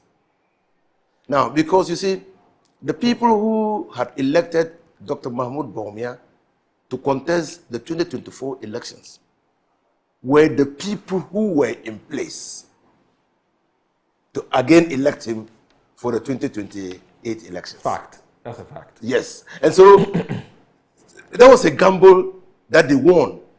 They gambled that if the National Council, your National Council gambled, that if we really wanted to maintain the status quo and to continue to have our grip on the party, then let's advise that we go and elect our flag bearer first, gambling that the flag bearer we want to emerge is Dr. Mahmoud Bawumia. No. And all these people being in place will act that way. No. It should be of concern to MPP that with the structure in place, more than 90,000 people said they did not believe in the vision of Dr. Mahmoud Bawumia in the last elections.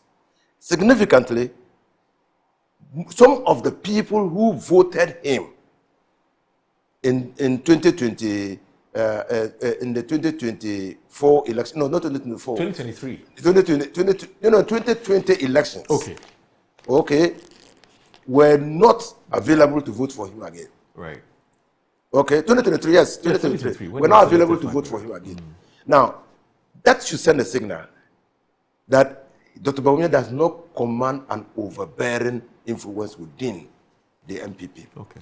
But then, the equation that was entered into, the arrangement that was entered into has been realized to sideline all viable candidates and ensure that Bawumia emerges. In fact, many people dropped out of the race because of what they saw as an overly skewed arrangement to favor a particular candidate. And so,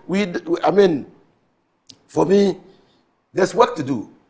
But I can tell you as a matter of fact that what you are seeing now, because nobody has seen what is happening now, it's as if Dr. Mahmoud Bawumia has won a national election. Yes, it's as if, and people can even go to his house and dance. That his wife can actually look at somebody. Look at somebody very well. In the sense that... Second chance sweet. Everybody deserves a second chance. Even when John Dramani Mahama won the second chance to come back, we didn't troop to his house that way. Okay. Yeah, so you should understand what is happening now is a phenomenon, and you need to understand the phenomenon. Okay. And it is within the MPP that we are seeing it. Okay. Thirdly, and I agree that his position, communication director of the party, ought to be elected. I agree with you. You are right when you say that position being appointive doesn't guarantee security of tenure. You see, because when you are there and then the people think that, Papa, you said you're communicating, or communicating right. He's not in doing it for us and on our behalf. So you just sit down in the office and write a letter to you. You haven't sacked us. But if you are elected, you derive your mandate not from the executive, but from the electorate. Right. And so you have security of tenure. And second thing is that an electoral position cannot be patrimony. You see, and it's right. If you campaign, if you want a position, an appointed position within the party, you must align with people who are contesting elections and work for them, and then they can reward you. So that's patronage. They can reward you with that position. That doesn't necessarily mean that they are rewarding the most capable, the most efficient, the most qualified. It just means that they are rewarding you for your loyalty and support. Right. And so, why don't you transfer that to the people to elect somebody they think that he can do the work? That's how we produce Sami Jamfi. That's how we produce Sami Jamfi. Okay, he had not held any communication position within the party. He was staying in tertiary educational institutions network of the NDC. But when we saw him communicate, even in interactions with him, you could see that this man has a clear vision of what he can do for the party in terms of communicating the policies and philosophy of the party. We elected him, and he discharges responsibilities. So you are for election? I'm for election. Okay. I'm for election. Not all positions. There are positions like when we appointed the late Dr. Omane Boama as director of IT and then elections. Was was a position that requires that you put a person who knows what he's about and can do the job. That you would not say should be an elected position. No, it shouldn't be an elected position. It's a strategic position. It's a strategic position because that elections too can throw up people who otherwise are not capable. I mean, I don't want to go into that party, but people are complaining. Zuku. People are complaining that some of the people they elected even at the national level are not up to the task. Okay, but they won elections. So elections itself, I mean, there's a famous philosopher who says that when you enter into a democratic election, you must accept the fact that the people who elect have a right to be wrong. Okay? They have a right to be wrong. That's true. So, like Kennedy Japan, there was a groundswell of support. But they didn't elect him. People didn't elect him. He could have been one of the best or the best candidate for MPP. Right. But the people think that the best candidate for MPP now is Dr. Mahmoud Bawumia. They have exercised their right to be wrong. Okay? If Dr. Mahmoud Bawumia fails to deliver, they would have been wrong. But well, that's their right. That's their democratic right to be wrong. So I agree with him. Recruiting people like I've said it. Recruiting people at the constituency levels will create problem. Our party is not limping. We are firm. And if they have like what is happening on mass, if they have visual illusion that the party is limping. But one thing my senior failed to acknowledge is that when you are in power, most of the times there are certain things that you feel that you are on top of issues. When you are even about to fall, you will never know. We've been in power before. So all these things that you are talking about, you may not see them. But we out there, we know what is happening. If I describe the party as a limping party, I know what I'm talking about. I guess that we'd have to make some progress and look at some other issues. So I'm looking at today's Ghanaian publisher, and it has the story of the Catholic bishops. They've been talking, and they've been talking about the recent brouhaha, with regards to the recently announced, or regards to the announced producer price of cocoa. We've seen the MPP's position on this. We've heard the MPP's position on the matter. We've seen some farmers, commenting on the matter. We've also seen some farmers going on protests. In fact, there was a protest that must have been on Saturday or so in front of Cocoa Board, where they were baying for the blood of your very good friend, Dr. Randy Abidi, asking him to be relieved of his position. So the Ghanaian publisher this morning says that cocoa farmers face severe hardship. Catholic bishops tell Mahama. Now, the Ghana Catholic Bishops Conference has called on President John Dramani Mahama in Parliament to intervene in what it calls a deepening crisis in Ghana's cocoa industry, warning that delayed payments, falling producer price and global competition are pushing farmers into poverty. The church expressed concern over the effects of unpaid cocoa deliveries and decreasing confidence among farmers, warning the situation is undermining rural livelihoods and increasing vulnerability to illegal mining and debt. In a statement released on Friday, the Catholic bishops noted that many farmers have endured delays in payment for cocoa already delivered, resulting in unpaid labor, disrupted schooling, mounting debt, and growing vulnerability to illegal mining. They criticized the recent reduction in producer prices, saying it has further eroded confidence and intensified hardship for farming communities. They emphasized that while international commodity prices fluctuate, it would be unjust to make farmers bear the full burden of systemic and historical failure, saying that accumulated surpluses from better years should be used to cushion workers in challenging times. And I quote them, equity and justice demand that accumulated surpluses be used to cushion farmers in difficult years. To penalize them for circumstances beyond their control would be insensitive and morally indefensible, the conference said. The statement also highlighted Ghana's declining position in the world cocoa market, pointing out that Ecuador is on track to overtake Ghana as the second largest producer globally, while production from Nigeria and Cameroon could form a third competitive bloc. The bishops warned that climate stress and land degradation from illegal mining are compounding the crisis, potentially undermining the industry that supports hundreds of thousands of Ghanaian families. The conference urged immediate settlement of all cocoa payment arrears transparent restructuring of the Ghana Cocoa Board, and a sustained producer price regime to support farmers' incomes. It also called for greater investment in productivity, youth engagement, research, and local processing. The bishop stressed the need for depoliticized national dialogue that centers on farmers, welfare, and sustainable growth of cocoa sector. The church leaders indicated a detailed pastoral letter outlining the crisis and proposed solutions has been privately delivered to President Mahama and the leadership of Parliament for consideration. And it says it's a call to action as a moral duty, and that the rescue of Ghana's cocoa industry is not merely an economic task, it is also a moral imperative. Justice for cocoa farmers is justice for Ghana. I'll start with you, Issa Hussaini. Yeah. Do you agree with the Catholic Bishops' Conference? Yes. Okay. Why? I agree with them. This cocoa issue, that even draw my attention to the description I gave to the NDC as a limping party, which my brother didn't understand.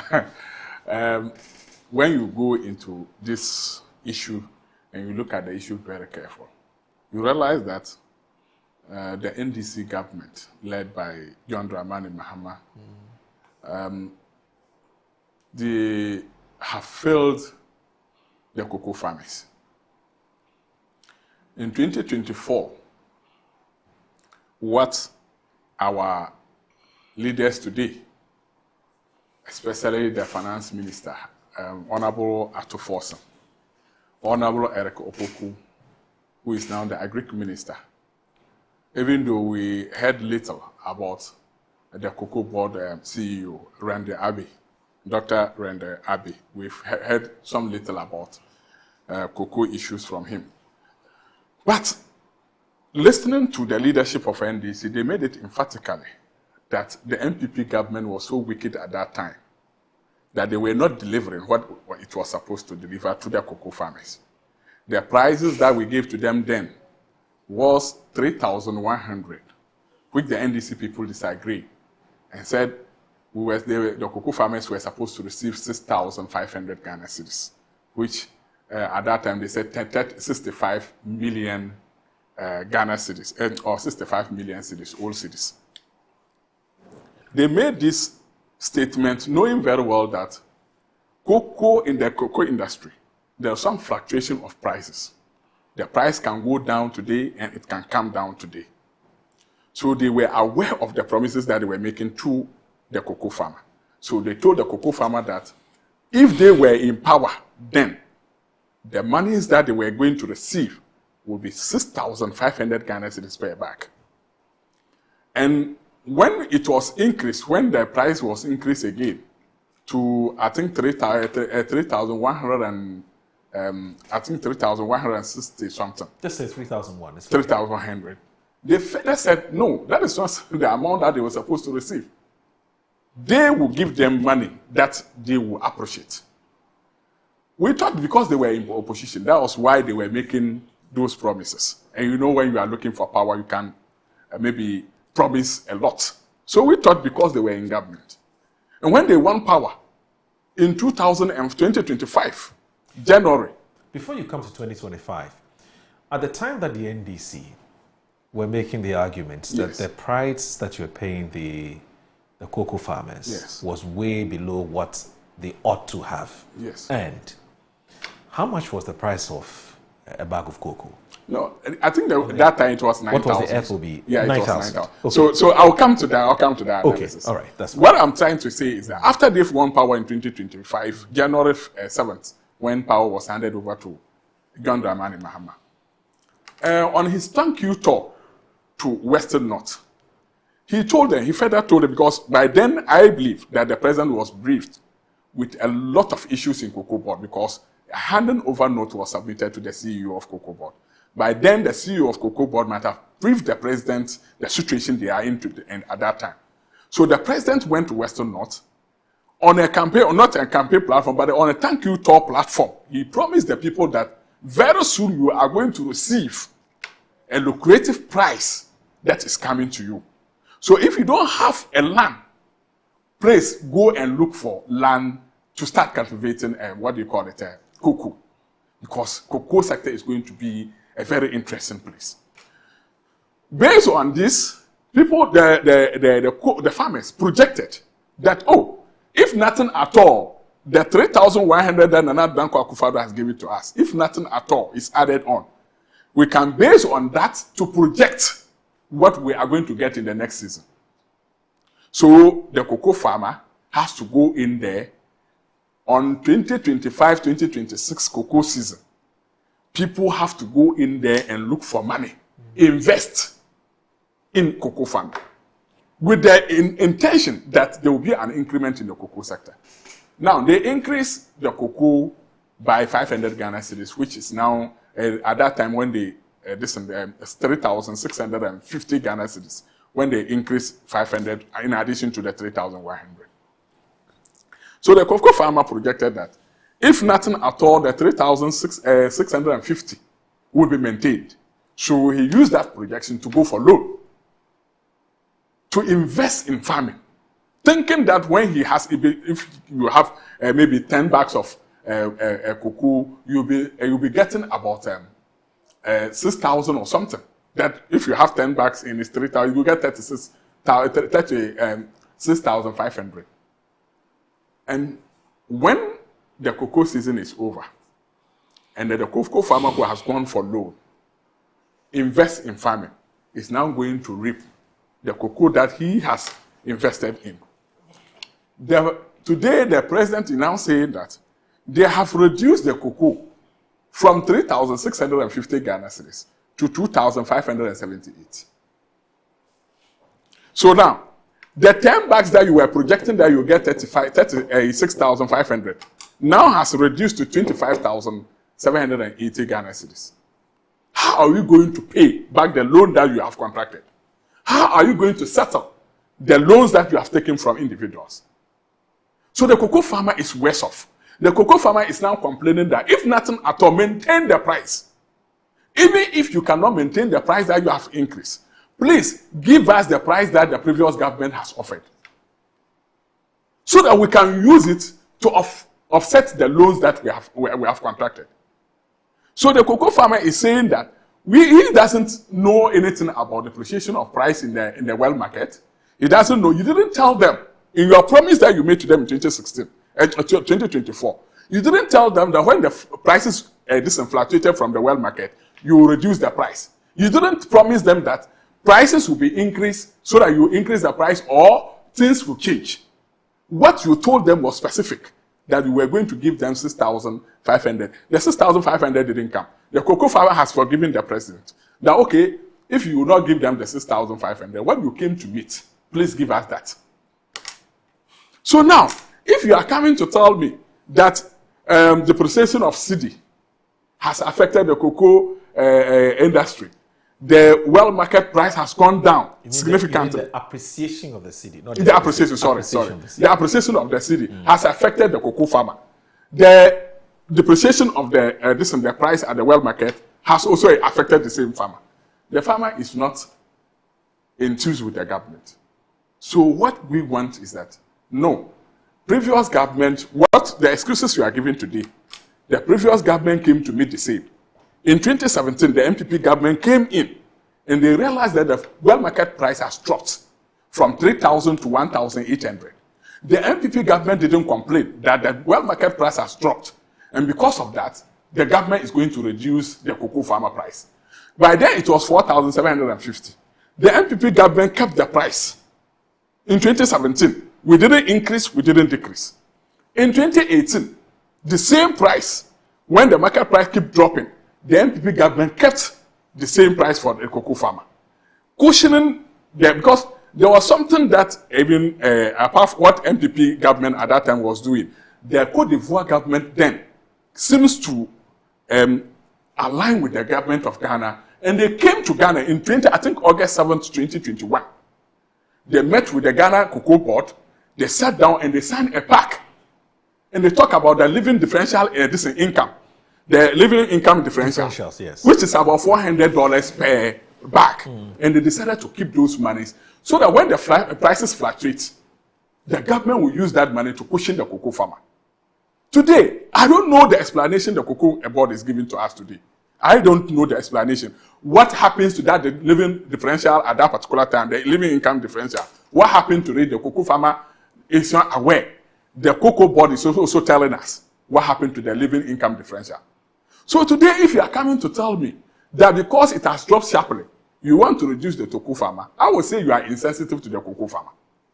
First, when it was going up, in 2025, we witnessed a significant growth in the cocoa sector in terms of the pricing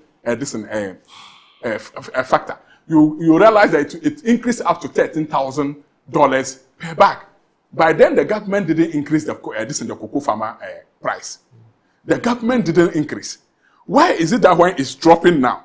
Because I knew by that time they will be using that particular differential to cover or to cushion whatever losses that they made in the previous term.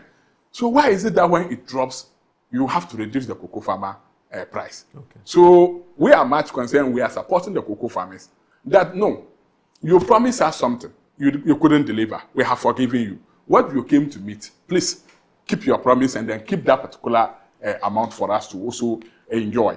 And that is what the cocoa farmer is telling the NDC government. Okay. So what I'll say is that they initiated something we call Cocoa Initiative Secretariat in Ghana, which was between the Cote d'Ivoire and then the MPP. What we are hearing is that the Cote d'Ivoire want to reduce their price to maybe align with the price that we have in Ghana.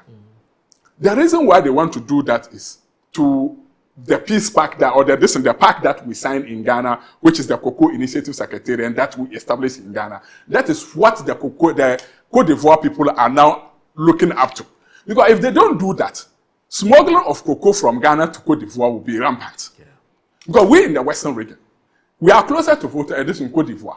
If I have my cocoa sitting in my warehouse, and the government is giving me 2,570, and then, what do you call it? Cote d'Ivoire will give me 3,600. Won't I find ways to smuggle it to to Cote d'Ivoire?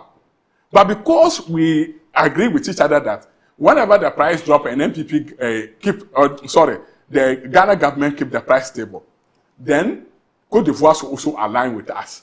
So because we have reduced ours, Cote d'Ivoire is now forced by what we have signed in 2021 to join the MPP and align their price with the Ghanaian market, so that we can stabilize or we can block the smuggling of cocoa from Ghana to Cote d'Ivoire.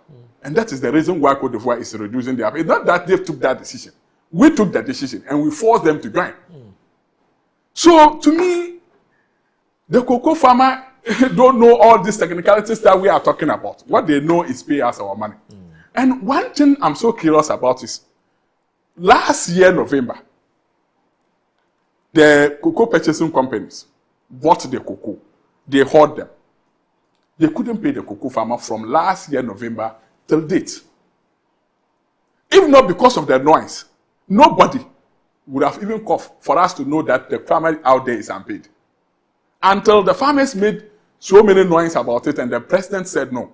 He should have an emergency cabinet meeting, and that was where they arrived at the reduction of the price and order the finance ministry to pay the outstanding what do you call it, debts that they have with the cocoa farmers. Okay. And I think they have been unfairly treated. Okay. And the government should not believe and then think that they came to power just by magic. They talked to people and they understood them, voted for them. And I can say 90% of the cocoa farmers voted for the NDC government based on the promises that they gave to them. Okay. So if I'm saying that the government is limping today, it's based on these particular promises that the government gave to them, and they are not fulfilling their promises. And you think the people out there, they are happy? Okay. The videos you are seeing, some people will say, oh, reducing their prices. Let me ask you one simple question. If you have a goods in the market selling, and the market price has been cut down, and you come to tell me that you are happy about it, then I'll tell you are not a good trader.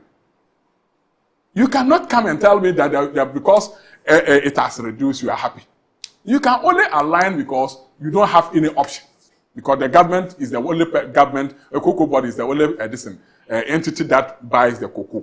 And you cannot sell it to any entity than the cocoa board. That is why you can smile when you are giving it the money. You'll be smiling while you are crying. You are within you. So for me, NDC governments will fulfill their promises. Our two forces will go around and then explain to their people. And what is even more disrespectful to the cocoa farmer is that when the government took that decision, I was expecting the cocoa board CEO, together with all his departments, to go around cocoa growing areas, meet them, explain to them the reason why the price has cut down. So that the people will know that you respected them by coming to them and explaining to them. They have even boarded their own bus to the cocoa house to explain, to hear your explanation. And then the CEO of cocoa board even refused to meet them. And I feel that it's something that they disrespected the cocoa farmer. And the cocoa farmers will take a decision now. That the previous government, we love you people and we know we will deliver. When you give us the opportunity, we'll give you all the necessary things that you need. All right, so we'll take a break. When we come back, we'll get the Honorable Yunus saying his thoughts on that. But whilst at it, Honorable, I asked a question about the 6,300 cities that the NDC at the time promised they would have given the cocoa farmers. The 6,300 per bag. 6,500, sorry, per bag. And what the price of cocoa at the time was, based on which that promise was made. You haven't answered. When we come back, maybe when Honorable is done, I'll answer that question. You're watching Good Morning Ghana on Metro Television. Please don't go anywhere.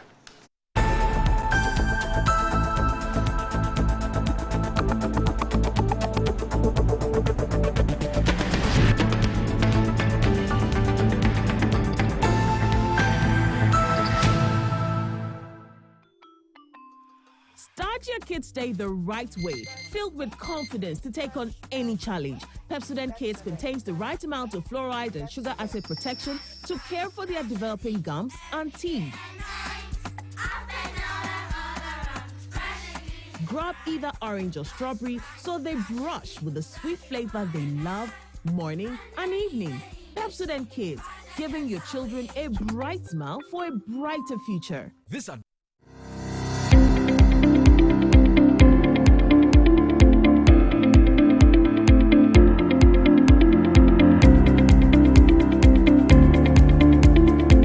Ebusiafo ye mama kwaba eba Children's Palace. Nkwala nyema nyina fie enye.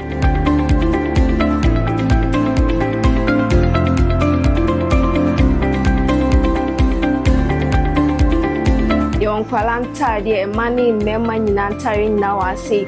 Yonkwala shoes, yonkwala aduane, yonkwala wipes, yonkwala diapers, yonkwala toys, baby coat. In fact, bibia opama omanyina obenye biwa ase.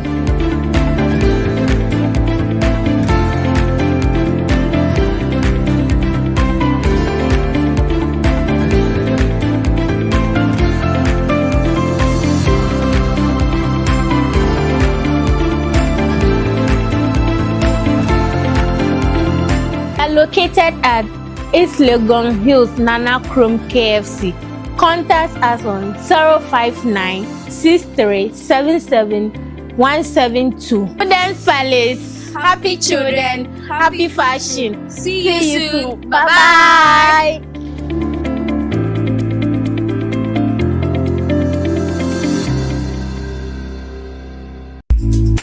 Good afternoon, Mr. Ampedu.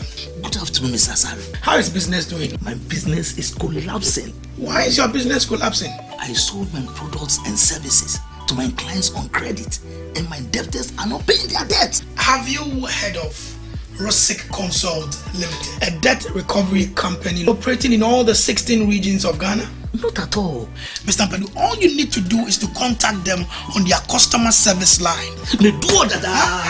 I recommend Rosic Consult Limited, a debt recovery company to financial institutions, businessmen and businesswomen, other companies, and also individuals. Rosic Consult has 98.4% debt recovery rate. We have professional debt recovery managers. You are assured of swift debt recovery. No recovery, no commission. For Rosic Consult Limited, no more write-offs. And we pre-finance the recovery ourselves.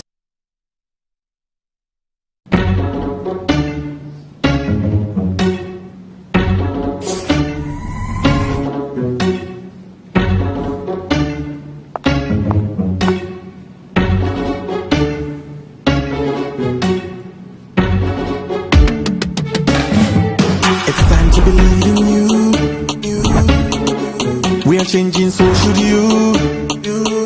If you're dreaming, don't be afraid. And in the valleys, keep your head up high. Dare to dream with Puma drinks. Puma, Puma. Yeah, believe it, you can achieve. Puma, Puma. Oh yeah, clap your hands for the whole new vibe. Make we start the Puma. Oh yeah, come alive. Puma, Puma. Let me hear you.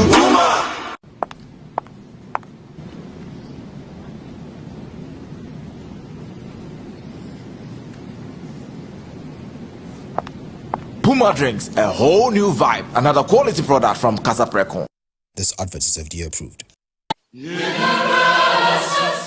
Oh yeah, Ghana is opening a new chapter in green growth and investments. Tree Cross Developmental Authority, TCDA, presents the first Ghana Tree Cross Investment Summit and the first Tree Cross Industry Awards 2026. The four-day event runs from the 17th of February to the 20th of February 2026 at the Accra International Conference Center. Morning sessions start at 8 a.m. and afternoon sessions start at 1 p.m. daily. Theme: Sustainable Growth through Tree Cross Investments, Resetting and Building Ghana's Green Economy. The summit brings investors, policymakers, agribusiness leaders, entrepreneurs from cashew, coconut, oil palm, rubber, mango to share from all over the world to connect. Climax in the summit will be a special gala night at First Tree Cross Award ceremony. For exhibition, sponsorship and registration, contact us on 0303 981 790. Visit our website at tcda.gov.gh or connect with us via our social media platforms at TCDA Ghana. Registration is required. To invest in Ghana, grow tree crops. The future is green. Be part of it. Seacoms beyond cocoa. Our Seacoms, our future. Come one, come all.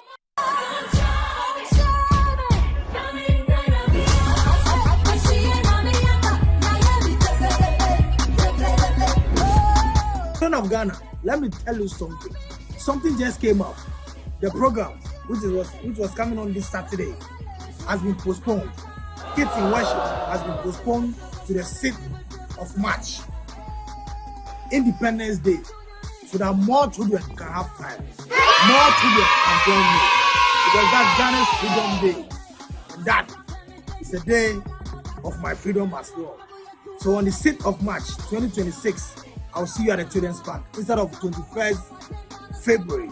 It was supposed to be this Saturday, but it has been postponed to the 6th of March to make available, make more room for your friends and your brothers and your sisters and your mothers and your fathers, everybody to join you, so that we'll have a lot of fun. So the program has been postponed to 6th of March. Same venue, Children's Park. I can't wait to see you on Ghana's independence, the day I gained my freedom. I came back to you all children. Thank you for the love.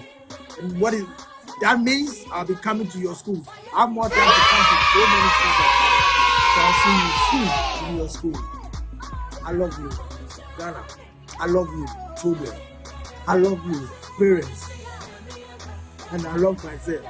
God be the glory. God.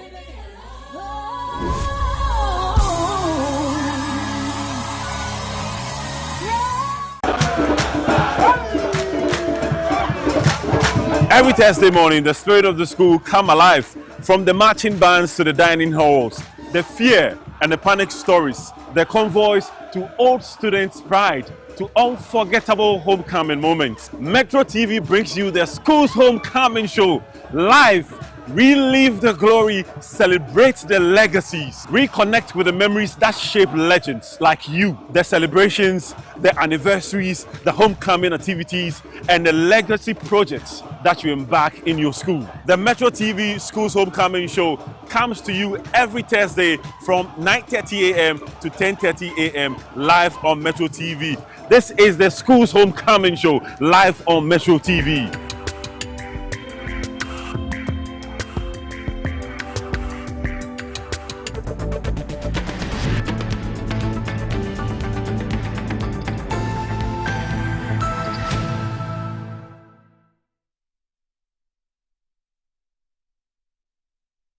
So watching Good Morning Ghana on Metro Television, my name is Audu Moro and I'm here with the Honorable former Member of Parliament for the Tamale Central Constituency and also former Lands and Natural Resource Minister and also a former Roads and Highways Minister, a lawyer as well, the Honorable Inusa Fuseni.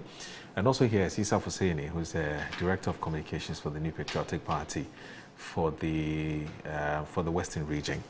Anyway, now, Honorable, you heard everything he said. Yes. What thou sayest?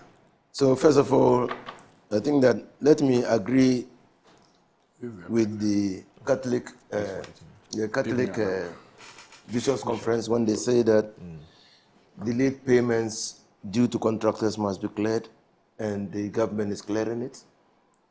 When they say that in the face of declining world prices, something must be done to mitigate the suffering of the cocoa farmer. We are doing it.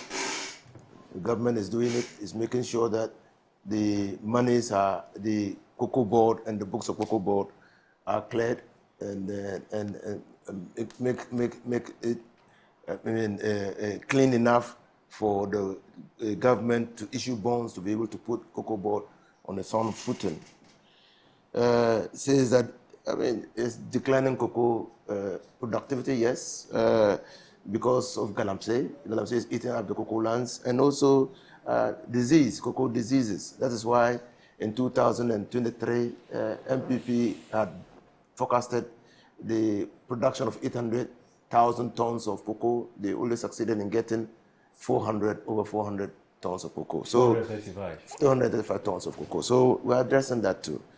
Are they accumulated surpluses? I say no. The Catholic Bishops' Conference must know that we don't have accumulated surpluses. In fact, we have accumulated debt of 36 billion Ghana cedis. We don't have accumulated surpluses. Now, and let me take time to strip the conversation of the propaganda of the MPP.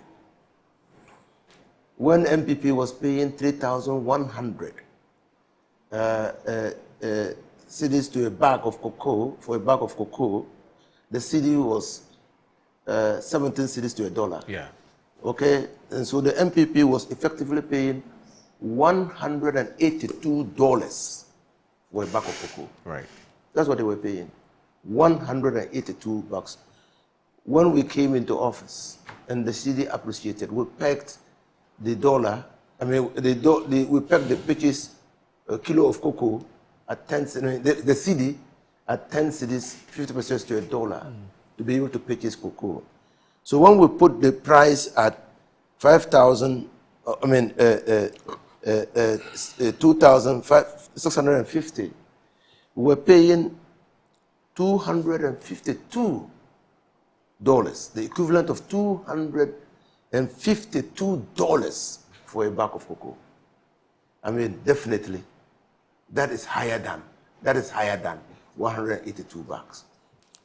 When we reviewed the price downwards to 2,587, and not 78, $587 per bag at 10 cedis, 50 pesos. And because I'm doing that, I'm saying 10 cedis, 50 pesos because some of the amounts that we bought the cocoa are still outstanding, and that we are going to clear it. So you have to apply that rate to that amount.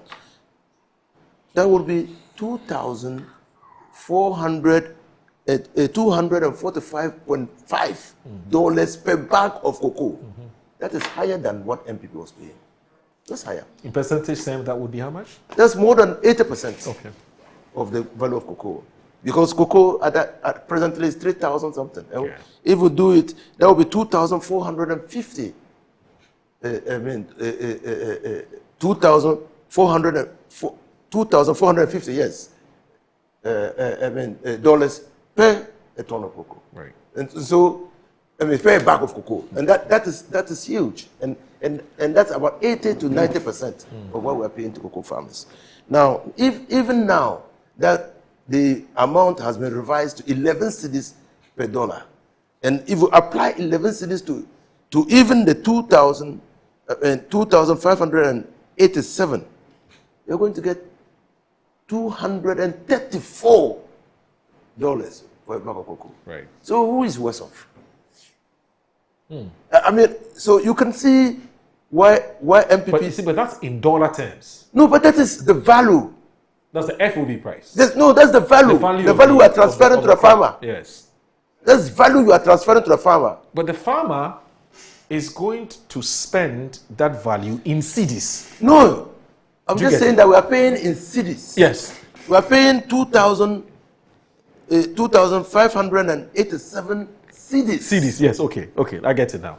Okay, I understand. But that's the value you are transferring to the farmer out of the FOB price. Yeah, which is more than 80%. This is more than 80%. That's the value.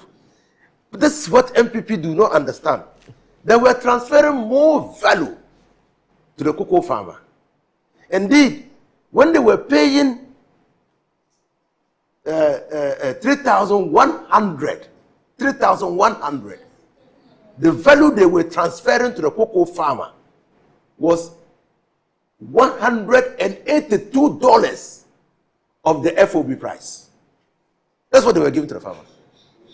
And so I don't know how they have come by their calculation. I don't know. And in fact, in 2003, 2004, Cocoa Board had pegged the cedi to the dollar at 17 cedis. I'm not saying it. Cocoa Board was purchasing that. And the equivalent of that, I mean, the value of that in dollar terms of a bag of cocoa was 182. So the farmer is better off today than under MPP. That's the first thing. Is far better off. Leave the propaganda. Yeah. It's far better off as a ratio of the FOB price. NDC is transferring more value to the farmer. Okay, that's what it is. And if you have any other, arrangement or calculation that can dispel this argument, come up with it. But I'm telling you as a matter of fact that NDC is transferring more value as a percentage of the FOB price of cocoa to the farmer. The second thing is that, yes, I agree with the Catholic Bishop. Let's depoliticize it. Right. Because it's the politics that has gotten Cocoa Board to where it is today. In 2023-24, MPP was supposed to supply 787 or 86,000 tons of cocoa. They had syndicated a loan. And they had said that they will supply the buyers 786,000 tons of cocoa. They failed to do so. They failed to supply 333,767 tons under that agreement. How much did they sell the cocoa to the buyers? They sold the cocoa to the buyers at averagely $2,600 per ton. That's how they sold to the buyer. Now, if they sold to the buyer at that amount in 2023 and could not supply, when Randy Abbey came into office, there was an existing contract. They had taken the money. They had chopped the money. The money was not there. Randy Abbey management had to meet the contractual obligation of supplying to the buyers 333,767 tons at $2,600 per ton. Never mind that cocoa prices had hit 10,000. Yeah. We were obliged by that contract, by the act of the MPP, to continue with the contract. So MPP today are crying wolf when they are responsible for depriving the people of Ghana the value, the benefit of the increase in price. You see how nauseating that can be. You see how hypocritical their stances.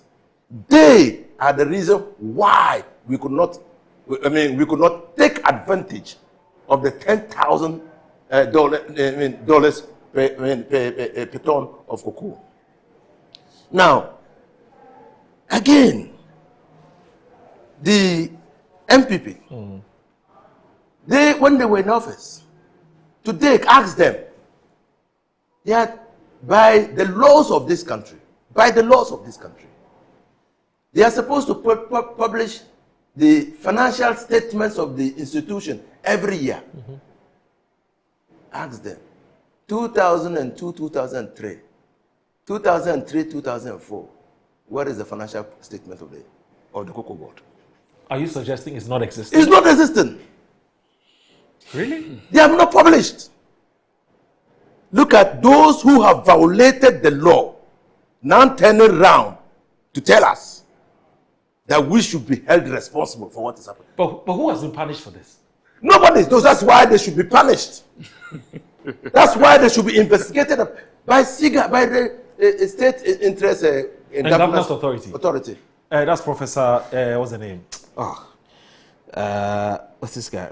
Professor, forgot the name. Well, I'm saying that. Yes, I get it. The SIGA boss. I'm saying that for 2022, 2023 financial year, 2023, 2024 financial year, MPP did not publish the financial statement of Cocoa Board. And Isa, you have a Google, you have a phone, smartphone. Just go Google financial statements of I don't want to. Professor Michael White's SIGA. No, that is before Professor White. Yes, it was the former information minister. What's the name? Something. I don't know. At some point, it was John Boydu. So at some point, it was John Boydu. John Boydu, yes. You can understand. Yes. I think the 11th hour before. So you get it. Yes. Now, today, MPP, when they were in office, decided that they will give more attention to cocoa rows than investing in the crop. So they raked up 32 billion cedis in cocoa row debt. 32 billion. That's what they raked up as debt, sitting on the books of Cocoa Board. As we speak. And now they turn around and they tell NDC, you are not doing what we should do to cocoa farmers. They turn around, go to the cocoa areas and say NDC is not living up to their promises. So what is NDC doing? NDC is saying that this state of affairs cannot exist. We cannot treat the cocoa farmer this way. We must ensure that cocoa is a mainstay of the Ghanaian economy. It's just recently that gold ball is coming up. We cannot kill the golden goose that lays the golden egg. Yeah. So we have to restructure the institution. The financial inefficiencies, and for a very long time was in Parliament for close to 20 years. During the time of between 2017 to 2020, I was in Parliament. I left Parliament, but continued to 2024. Go and read Eriko Poku's statements. Anytime they took the syndicated loan, a bigger proportion of the loan was spent on management than on the cocoa beans. And then today, MPP turns around and tells us that we are not Grandadby. In fact, the Kose Pratt told me recently that when Grandadby was appointed, he publicly told him that he should not have taken the distance. He said it on this platform. He said he pities Randy. Yeah, because in 2024, when Dr. Mahmoud Bawumia was campaigning, a question was put directly to him whether he was aware that Cocoa Board was collapsing. But he said he didn't know. He didn't know. Yeah. Vice President of the Republic of Ghana, a leader of the economic management team, did not know that the golden goose that laid the golden eggs of this country was collapsing. But he can't know everything. He can know everything. We don't put people because in this it was country. not true. It isn't that it was collapsing. If it was true, he would have answered that. No, his response. You see, I'm not. His response was not whether he was aware whether it was collapsing or was. I was there when the question was posed. Yes, I was there. Not on campaign. You No, know, it was Kempinski. Kempinski. Yes, I was there. But that was the campaign. That was campaign anyway. So campaign. No, when you But I'm saying that Dr. Mahmoud Bamia's position was not whether the thing was collapsing or not. He said he didn't know what was happening. You don't know what is happening. And that he will follow up. And I'm saying that because he wasn't, it wasn't true. That is why he No. So I don't want to interject because some of these things that Senior is saying, no, you they wait. are not true. No, they are not. Wait. When you finish, Because when I was speaking, he didn't interject. That is why I don't want to interject. You wait. You understand? So I'm waiting. So put out the issue that you deem as factually not correct. And you put down the issue. Good. Yeah, but this one I needed to come. You've run out of ink. Oh, you still have some more ink.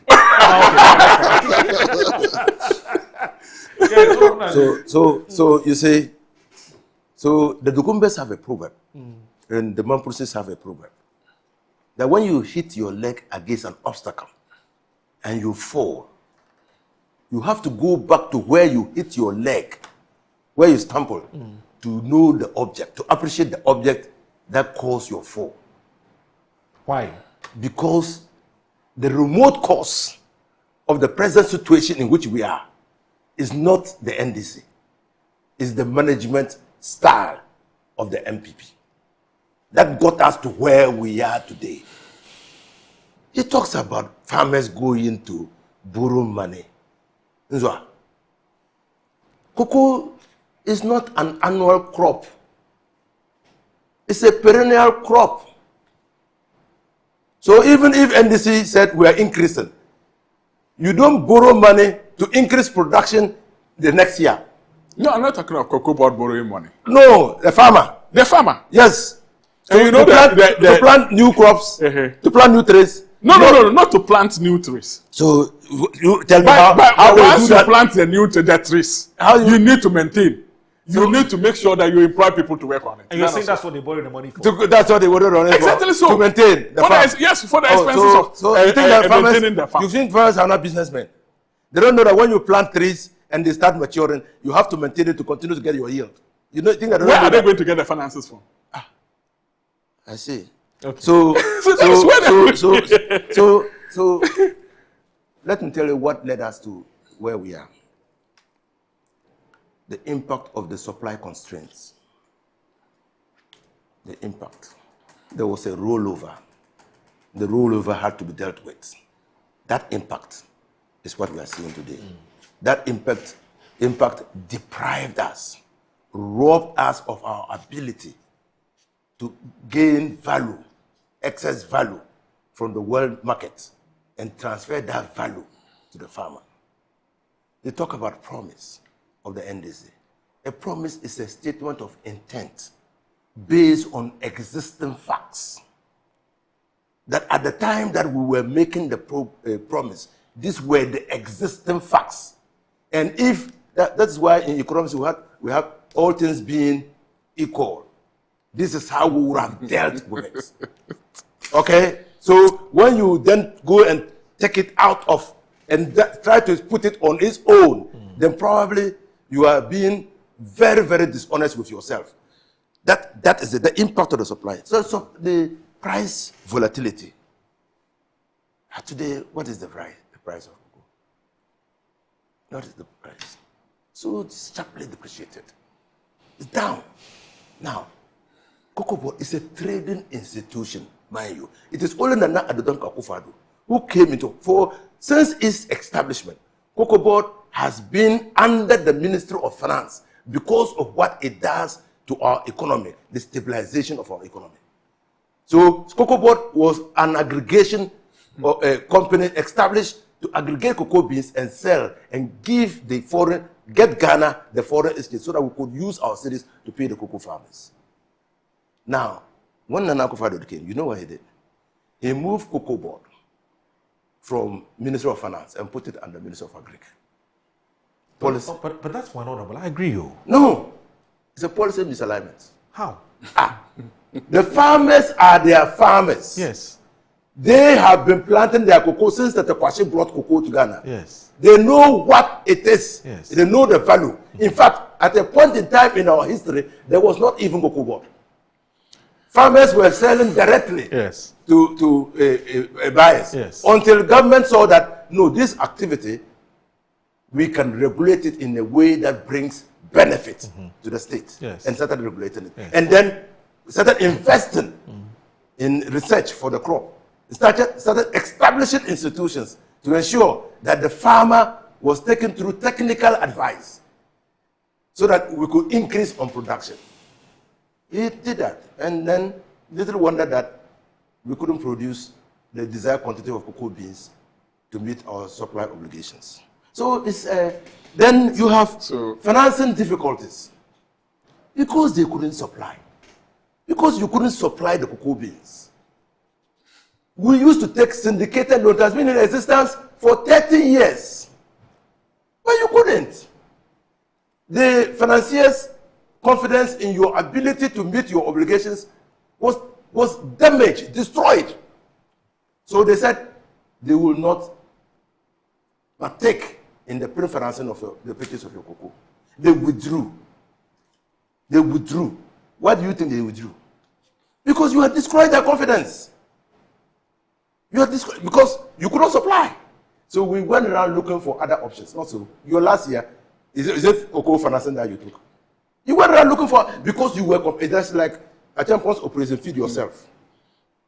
When he said, we went to ya, and the foreign partners, the foreign partners held back their loan financing. They said, oh, operation feed yourself. Because there was no way we could import food. Yeah. So that's what happened. In fact, there was a replay of a champion's policy, operation feed yourself. Okay. We couldn't get the money, so let's go for it. Even the bonds that they raised, even the monies that they raised. Do you know that you took over $150-something million to rehabilitate cocoa farms? How many did you didn't rehabilitate more than 40% of the farms. And then when you couldn't even buy cocoa beans from the money that you took, you went to the Ministry of Finance. MPP went to the Ministry of Finance for bridge financing. With that one, the Kenoforata did well, said he wouldn't give. He was prepared upon to give. And with the promise that you will pay back. Should you give me the chance? Let me come in. They will give you the chance. You don't worry. No, I wanted to. Oh, you are not exhausted. I'm not exhausted yet. Ah, okay. I'm going to, because after the cocoa, anytime I talk about this, I get livid. I get mad. Because how can you lead us to where we are today and start crying foul? And then so financing difficulties. Today, we can't get the syndicated loan. We are going to raise bonds to be able to do to remediate your errors, MPP's errors. And what is NDC going to do? Let me tell you what we're going to do. We are asking for detailed reforms. We know when we do it, it will manifest in a better cocoa board. Tackle the structural inefficiencies. How can you take money and spend the money, most of the money on yourself? How can you be doing cocoa rows and leaving the purchasing of beans? How can you be doing, and even the cocoa rows, you remember the case of somebody who was paid advance mobilization and didn't go to do the cocoa rows? But this one, I believe he has a lot of questions to answer in this particular case. And then we want to booster financial management. Okay. I mean, you cannot, when you take the money, we must see. I mean, and when the year ends, you must publish your financial statements. Okay. We want to be able to restore confidence in the cocoa sector. Okay. Lastly, we want to domesticate the consumption of cocoa. Okay. Because this is our crop. All right. And we must add value. Okay. And conventional wisdom says that when you add value to a product, okay, you reap 5 times its benefit. Okay. So that's what we're going to do. Great. Now, so the two of you have done, how do you call it? You've had your turn. So I'll give you a minute. Just for me to. Just a minute to just, because we really don't have time. But okay. Let me just read a few messages. Okay. But before I do that, let me just say that Pepsodent is reminding all of us that please do the two. Okay, do the two. Before you go to bed tonight, remember to brush your teeth with, or to brush with Pepsodent. So when you wake up in the morning, brush your teeth with Pepsodent. You're going to sleep, please brush your teeth with Pepsodent. That's what I mean by do the two before you go to bed. Before you go to bed and before when you wake up from bed as well. Let me just read these messages, about 5 of them or so. Now, Assalamu alaikum. Now, somebody's actually commenting on the earlier conversation we had about the sighting of the moon, of the Christians. He said the issue of moon sighting will not stop now. Saudi Arabia considers the birth of the moon, whilst others consider the appearance of the moon. The birth of the moon can only be seen with the use of technology, and once the moon is born, it will take the next 24 hours before the naked eyes can see it. There's nothing wrong with the two methods of sighting. Our ulama should not discriminate against anyone. If technology can be used to determine times of prayer, then there is nothing wrong with technology being used to sight the moon. Thank you, and Ramadan Mubarak. My greetings to my elder brother, Imbe Inusa. And that's Imam, the UPSA, Imam Mustafa. The UPSA, yes, Imam. Yes. He's apparently watching the show. Yeah. And this one says, Assalamu alaikum. Please tell Lisa, my biological brother, to hold his brace. He and his party, folks should hasten slowly misinform the Ghanaian populace. The agenda has no place in Ghana any longer. Their search for a scandal cannot hold. Being in a position doesn't mean you should become so desperate, painful, demonizing everything, pretending and being a devil's advocate. They should rather be a responsible opposition, keeping the government on track like the UP Plus is currently doing. And also ask Isa again, what is he and his party, the MPP, stands with a glut of low prices of farm produce such as rice, maize, beans, soya beans, amongst a whole of grains back in the northeastern region where he comes from. Alhaji Hamza from Pig Farm says that, good morning, my brother Moro. Before I move on to say anything, I want to tell Dr. Mahmoud Bami, as a matter of urgency, appoint Dr. Matthew Opoku-Prempeh as his running mate before it's too late. According to Dr. Mahmoud Bami, if the MP wants to win power in 2028, then they should maintain him. So we see no reason why Dr. Opoku-Prempeh should be changed. Any attempt to change him will result in something else. I can assure them that Moro on the issue, and it's a Moro on the issue of cocoa farmers, on the issue of cocoa farmers and their monies. I can assure them that President Mahama is the man, as the man we know, will not disappoint them. They should have hope in him, but it is so shameful to see the NPP go around to organize full soldiers of NPP to demonstrate against this government. They have been exposed big time. Mora, salute my uncle, the incoming national chairman of the NDC, Alhaji Idris Afuseni. He's too much. What the lavani? Who is that saying that?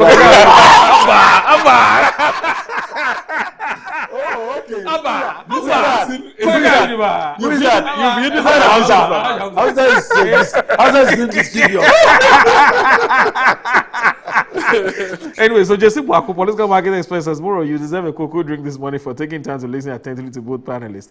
NDC should apologize to cocoa farmers and President Akufo-Addo for saying bad things against him when NPP was in power, and we move on. Jesse Bwako, political marketing expert.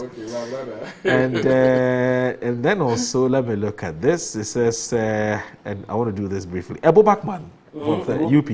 Yes, United Party says, between the two administrations, the NDC has demonstrated greater prudence, transparency, and genuine commitment in handling the cocoa issues.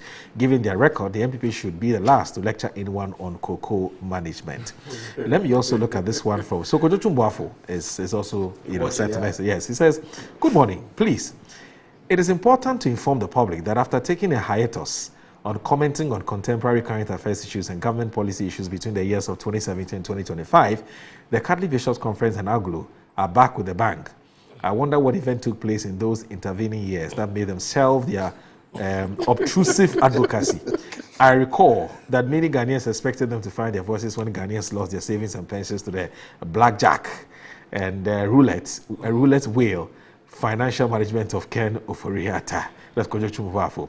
Sani Saliu says, good morning. Discerning Ghanaians are demented or people with short memories. They will punish the NPP once again.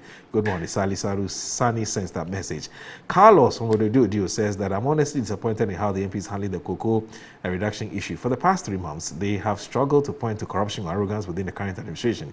So they are now amplifying the cocoa reduction to gain attention, even though many of the underlying changes began under their leadership. It is worrying that some directors at Cocoa Board who are affiliated voted with the NPP and were part of the system are still active without acknowledging their role in the problems. I'm also concerned about the pace of action from the Attorney General and security agencies. If there was clear mismanagement in the field before the NDC took over, Ghanaians deserve transparency and, where necessary, accountability. It is painful to see the same individuals who allegedly contributed to the challenges now positioning themselves as critics while bashing and mobilizing supporters to create noise around the same issue. Ghanaians want fairness and accountability. And Sani, I've read your message already. Let me end with this one before I give you just 1 minute because we really have run out of time. Samuel J. Deborah says, good morning, world. Please tell the MP man that I found it difficult to believe that they sympathize with cocoa farmers because they help people to destroy cocoa farms that was in existence more than 100 years for people's personal interest. He should go to Asamakesi and see the damage they have caused to certain families. Anyway, I guess that Kofi Asari of EduWatch, I've seen your message. I'll follow up on that as well, and I'll do that. Now, Alhassan Sise from Zenu Central says, good morning to everyone. The NEC government led by His Excellency John Dramani Mahama is resetting the country, and all indicators are showing positive signs where all commodity prices are coming down from the citizens to benefit. In fact, cereal cross farmers products has also come down as well. They are not crying or complaining because they are patriotic farmers. May the Almighty Allah bless all of us. Anyway, unfortunately, we are not able to take your, because we've done one each and we're running out of time. Let me just do this. YouTube, Neo Datimus is watching us on Facebook. Says opposition is supposed to be relaxing, but the NPP is collapsing in opposition. That's in Shiraba, Enyimo Gershom, sorry, says honestly, NDC is becoming talkative than what we expect of them. It's very shameful sitting on TV complaining instead of going to court. That's in Shiraba anymore. And Sam Kujo says you can't blame the NPP for the NDC. It's more chilled and looking on while the MP is beating his chest after all that happened from 2017 to 2024.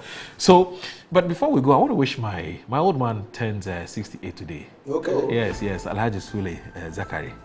Yes, he turned 68 today. So I want to wish him a happy birthday. You know, he likes celebrating his birthdays on the quiet. Yes, good. But I'm exposing him. No, it's good. Yes, so you all do so yes. May Allah bless you and keep it for us. Yes. So Alhaji Suleimana Zakari of Fadama. Today's your birthday, 68th birthday. We wish you Allah's blessings, guidance, and everything. Please, may you age to be over 100. We need you alive, please. And you hear from us. Anyway, so thanks very much. Honorable Yusuf Husseini and also Honorable Isaf Husseini. Thank you very much for your time. And please, we want to see you more often, especially now that we've had.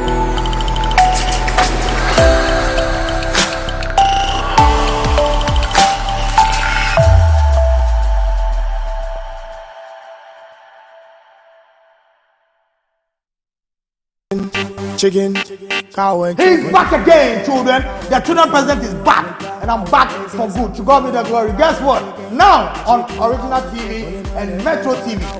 Come for Westbrook. Something amazing is coming for you, children. You've been idle for nothing. Now you have something to do. The children president is back with Time with the Children President on Metro TV and Original TV. Please subscribe to my YouTube channel, Funny Face Official, and make sure you tune into Metro TV every weekend and Original TV as well. Your life will never be the same. You've been through a lot. Now we're chicken, cow and chicken.